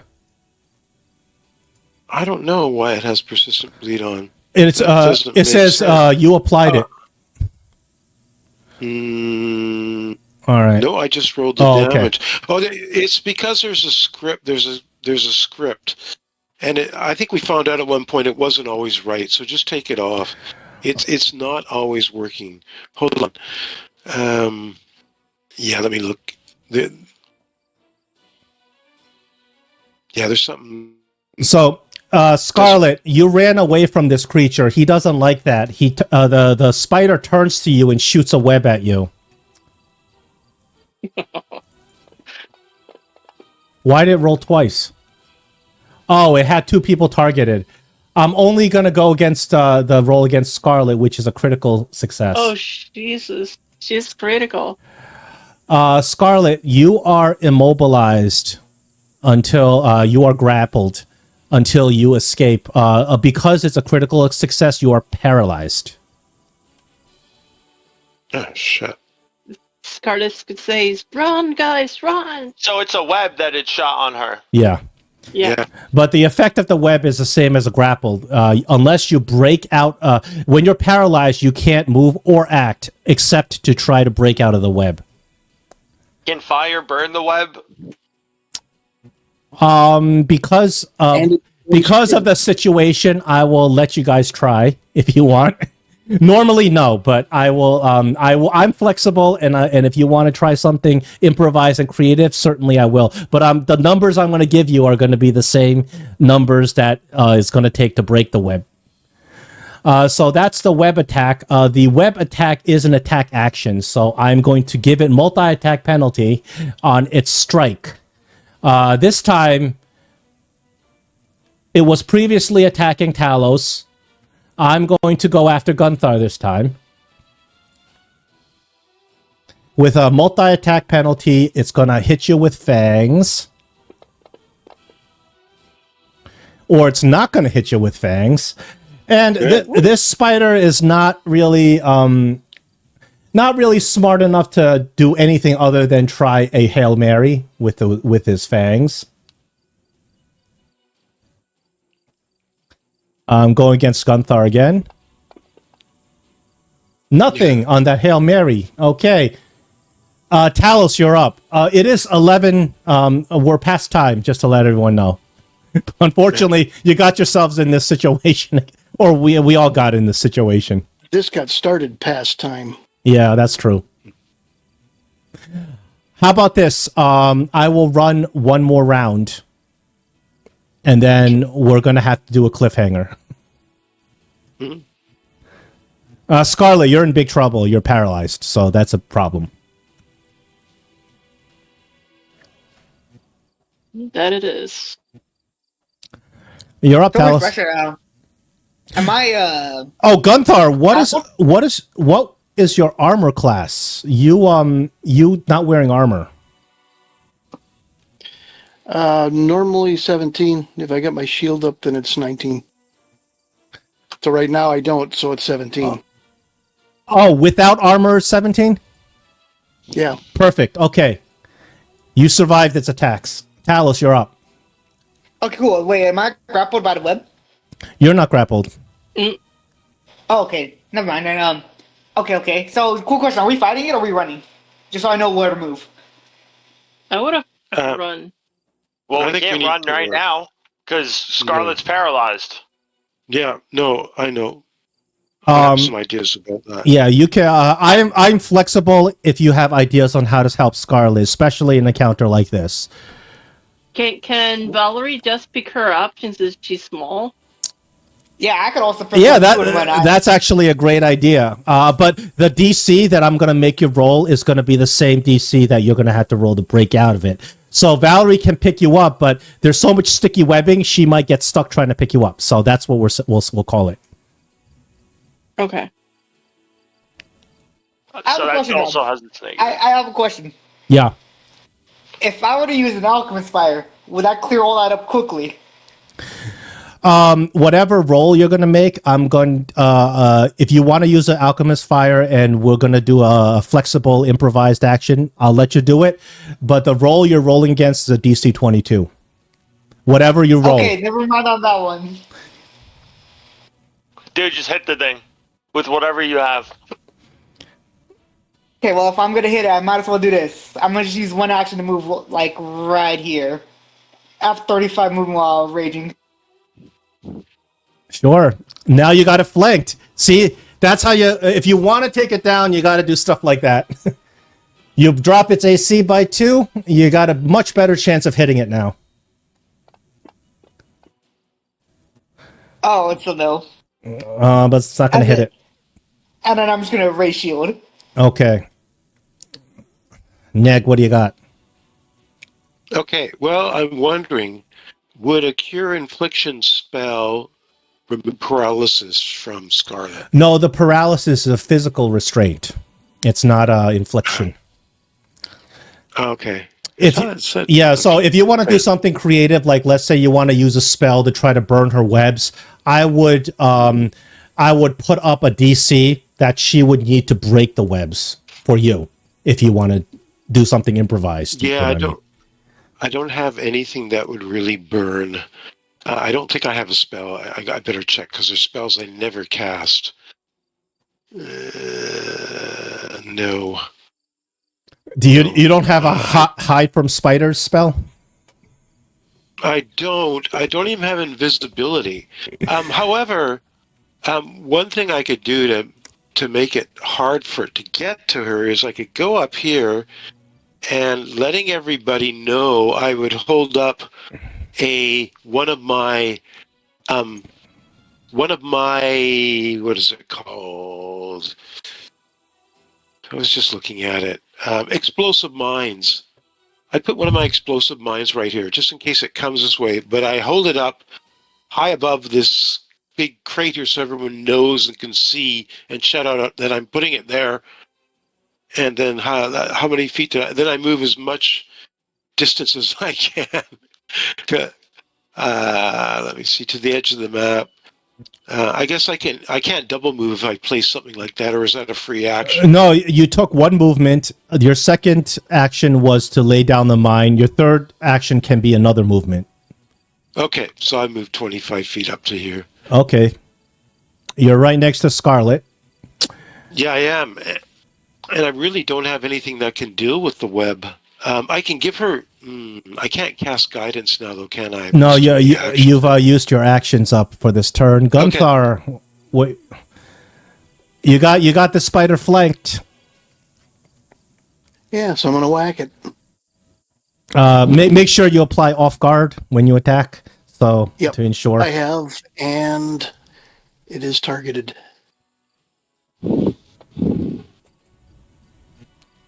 No.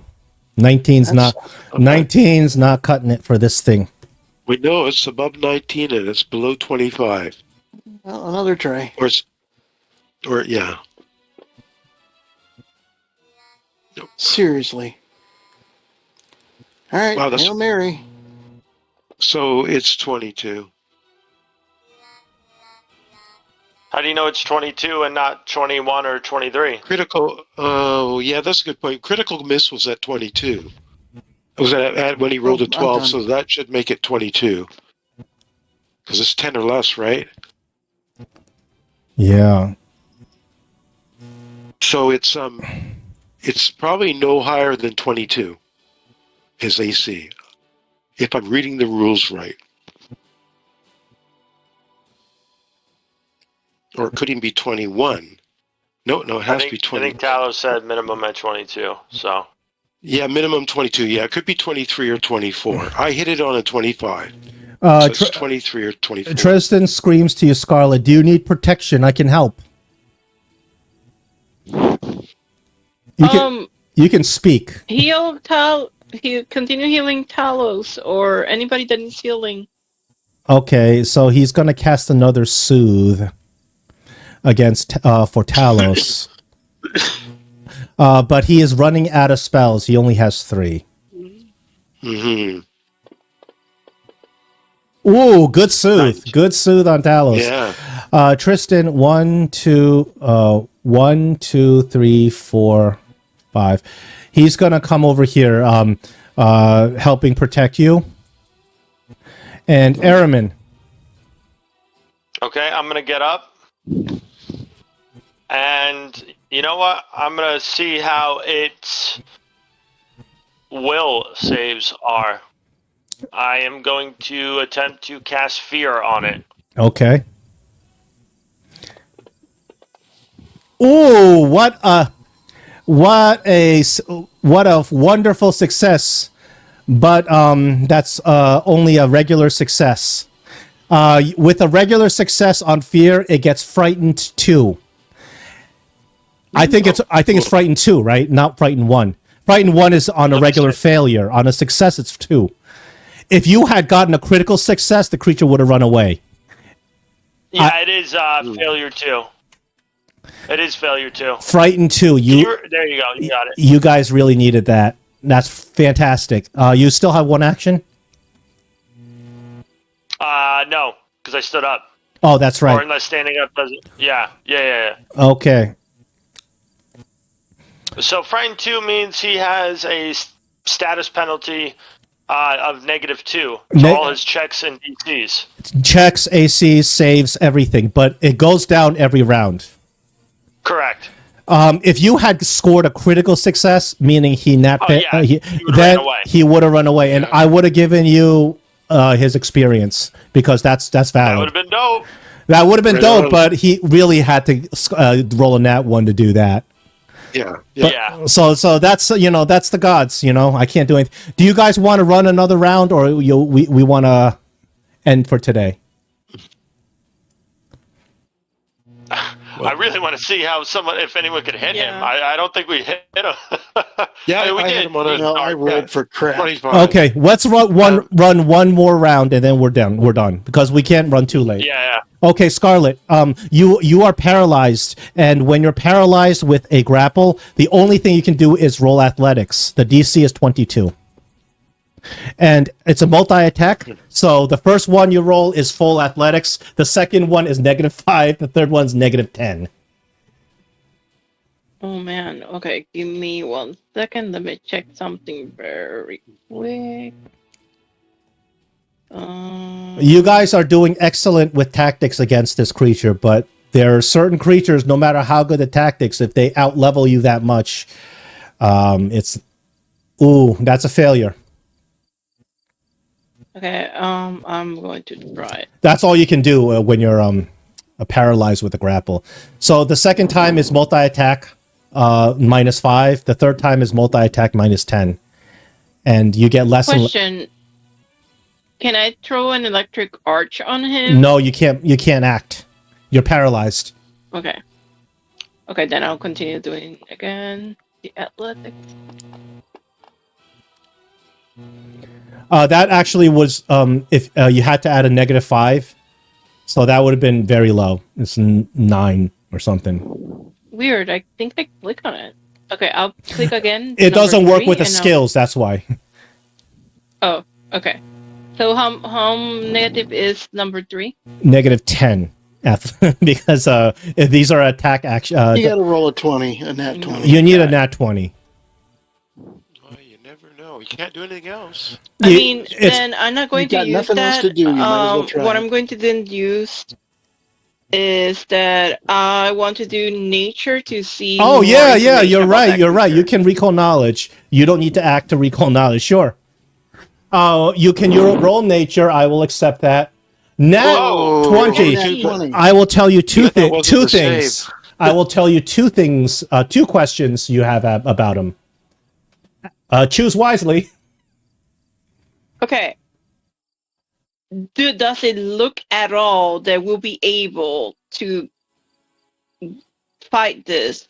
I can't the knowledge that accept a question like that. I mean, I can't tell you like the level or those are kind of like too abstract of questions. I mean, you can get lucky and he rolls all 1s forever and you beat him. I mean, I don't know. Okay, then what is the lowest what's it called? Lowest saving. lowest defense, AC, fortitude, reflex, will. Will is the lowest. Okay. And second question is, can I know the AC of it? Or no. Don't ask the AC. No. We know the AC is between 1 or 2 numbers. Ask maybe. Can you ask the HP maybe? The HP yeah. then. Sure. I'll tell you the HP. His maximum HP is 63. Okay. Not too much. There you go. You got it. That's important information. You guys know how long you're gonna have to endure Yeah. against this thing to take it down. That's a very important question that you asked. I think excellent question. Okay, that's your turn, Valerie. Okay. Valerie picks her sword and she's going to try and attack him. Valerie, That's flanking, right? well, technically not, because you have to be on opposite ends of it. You see how Gunthar and Talos are flanking? Oh, if she moved up a square, she would flank with. Oh, I see. No, but cross. Okay. Yeah. Yeah. Well, if she went under Gunthar, It's still not, because then you have to have flanking like this, you see? Okay. Yeah. I see what you're Yeah, saying. Just that's swing, cool. hit the damn thing. Then can I just... Well, no, because I cannot... So, can I move here? yeah, but you still don't have... Oh, now you have flanking, yes, because now you have Yeah, this. that's what I was thinking. So, Yeah, so let's say that I didn't stop there, I stopped here. You smack it in the bum. so it's got -2 from fear, and it's got -2 from flanking. So make sure you put off guard on before you swing. Okay. I put off guard. Give me 1 second. And for all 3 attacks, not just your first one. Well, she only has Oh, one. you only get 2 because you moved. no, she only has 1 because she had to pick up her sword. Yeah. Okay, whatever. So I should also add a +2 to that attack? Just Because of no. fear? Click the off guard. You drop his armor class by 2. Yeah. Okay. That off guard Which is button. going to be -4. Actually, -4. Isn't his armor class already down 2? Yeah, it's already down So 2. So this is a -4. So this is how you take down something that is overwhelmingly high armor class. But you guys are doing everything right tactically, but you're still you're not in a good. 19 look at that. 19 is exactly Oh my god. the armor class he has right now because of the -4. 23. So, cool. So it's got 23 AC. Far out. Oh And he's man, down 2. So 20, 21. you guys are counting his hit points. Oh boy. Okay, so the creature, he sees that the rest of you are trying to escape. So his first action is going to try to web people, the other creatures that are escaping. Neg, you are very far away from him. he's got your number, Neg. He's going to try to paralyze you. He's going to try to paralyze you as well with a web attack. I'm sure he'll succeed. Neg, Miss! Oh my god. Neg, are you wearing armor? Nope. No, I'm but not wearing armor. so right now you have no armor on, and your armor class. Oh, wait a minute. That's bad for me. 17. I am not wearing any armor. I don't wear armor. I'm a witch. Oh, okay. Armor. So he misses you with his web. Excellent. He misses you with his web, and his second attack will be. He was attacking Gunthar before. I'm going to go after Valerie this time. Multi-attack penalty with fangs. Multi-attack. He rolls. Oh, He rolls a nat 1. he's whipping. He's going to do a third attack with fangs. He's just going to go clockwise against Talos.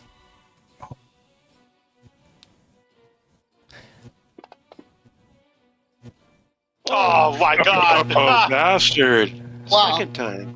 Oh, I'm very glad that we healed Talos. Talos, you have resistance 3. So after I do this damage, I'm going to heal you back 3. I'm also going to short block, so it'll be 8 total. Okay, so I'm going to heal you back 8. Your shield is gone. 1, 2, 3, 4, 5, 6, 7, 8. Oh, I'm sorry. Which?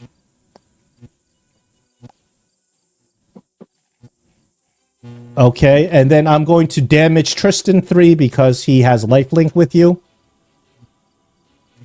And you need to do that fortitude save because if you fail this, you're going into 2 points of spider venom. Okay, so Okay. fortitude save, let's go. You are in level 2 ogre spider venom. So this is not good. Stage 2 ogre spider venom, this is a poison, not a disease. Poisons every single round the effect hits you. And every single round you have to roll a save against it. So with ogre spider venom, stage 2, now you know the name of the creature, I guess. It's 1d6 persistent poison damage, clumsy 1, and enfeebled 1. Okay. That's not good for you. That's the end of its turn. Now it's your turn. At the end of your turn, you have to do the persistent 1d6 poison damage, and you have to try to save again against the ogre spider venom. But you may complete your turn. Remember, Okay. it's flanked. Well, Yeah, off guard. Its frightened went down 1 point at the end of its turn. Yep, so AC's a 20. yeah. Well, my shield is short, so monster just go for Hail Mary attacks. So just 3 attacks. Which means it's a 23. You are clumsy 1 and enfeebled 1, so your attack power is down 1.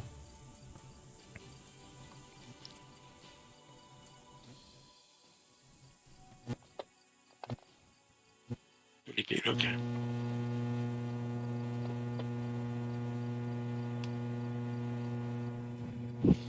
You do manage to hit it with your second attack.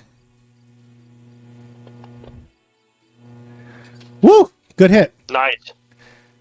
Neg, I hope you're keeping count. Oh. Whoa! Somebody Yes. scores a Hail Mary today. Congratulations. Just like it did to me. However, Oh, that one didn't crit. so you notice that even though you rolled a nat 20, right? That's a... Wait a second. Its armor class was 20, so if you rolled a nat 20, that should have crit. I don't know why it didn't crit. Did you have off guard on? Because it was not attack number 3. You know what? Yeah. No, no, I think that was bad. I forgot to mark off guard for the last attack. You didn't mark off guard. So roll another dice of damage. You critted it. Don't roll the modifier with the dice. There we go. And I'll apply the damage. So at Yeah, that was not bad. So pass your turn, and you're going to roll. Well, at the end of your turn, you have to roll a Fortitude saving throw again against this creature's. That is a regular failure. So you go into stage 3, but you may end your turn first. We'll give you persistent damage, I think, when you end your turn. No, it didn't. I got to That roll. was about 30% of its max hit points. That was a good round. Yeah, I got to roll persistent damage for you. So it's 1d6 poison damage. You don't have anything that mitigates poison, right? I do not. Poison, you take 3 points of damage. 1, 2, 3. And Tristan takes 3 points of damage because he's life-linked. 1, 2, 3. And now you have stage 3, which is 2d6 poison damage per round. Okay. We need to hit this thing while its AC is down. It's That's right. Yeah. Hit it hard. Hit it quick.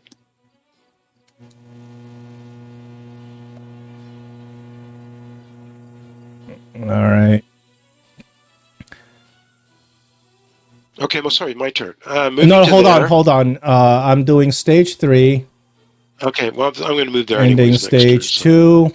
There we go.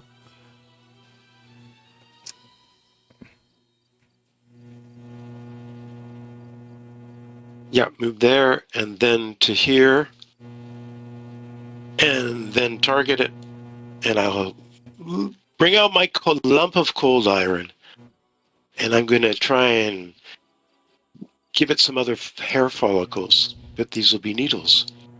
Let's see. Okay. Oh, yeah, that's That's a hit. right? That is a hit. Fire. All right, let's. Yeah. 11 was a bit points. better No, damage this time. that's excellent damage. But better than last time, which was 7. I would say you guys are 50-50 on killing this thing right now. Not bad. Yeah. All right, that's my turn. But the I'm advancing. the other 50 is it killing you. So you're up. Not all. Gunpowder, you're up. All right, I'm gonna swing at it. It is off guard.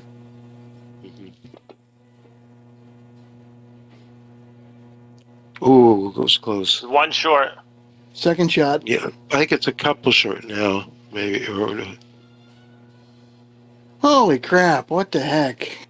Well, that second one is harder to hit. The Hail third, Mary, full of Yeah. grace.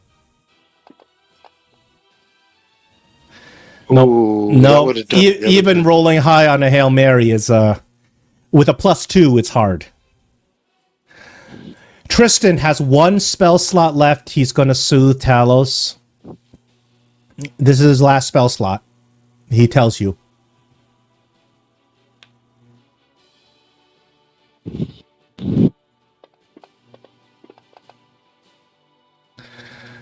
All right. Tristan, in terms of what he can do, used all his spell slots.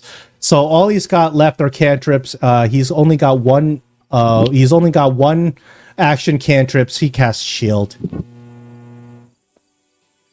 All right, it's Aramin's turn. All right, I'm going to use Sure Strike and Briny Bolt again. Okay.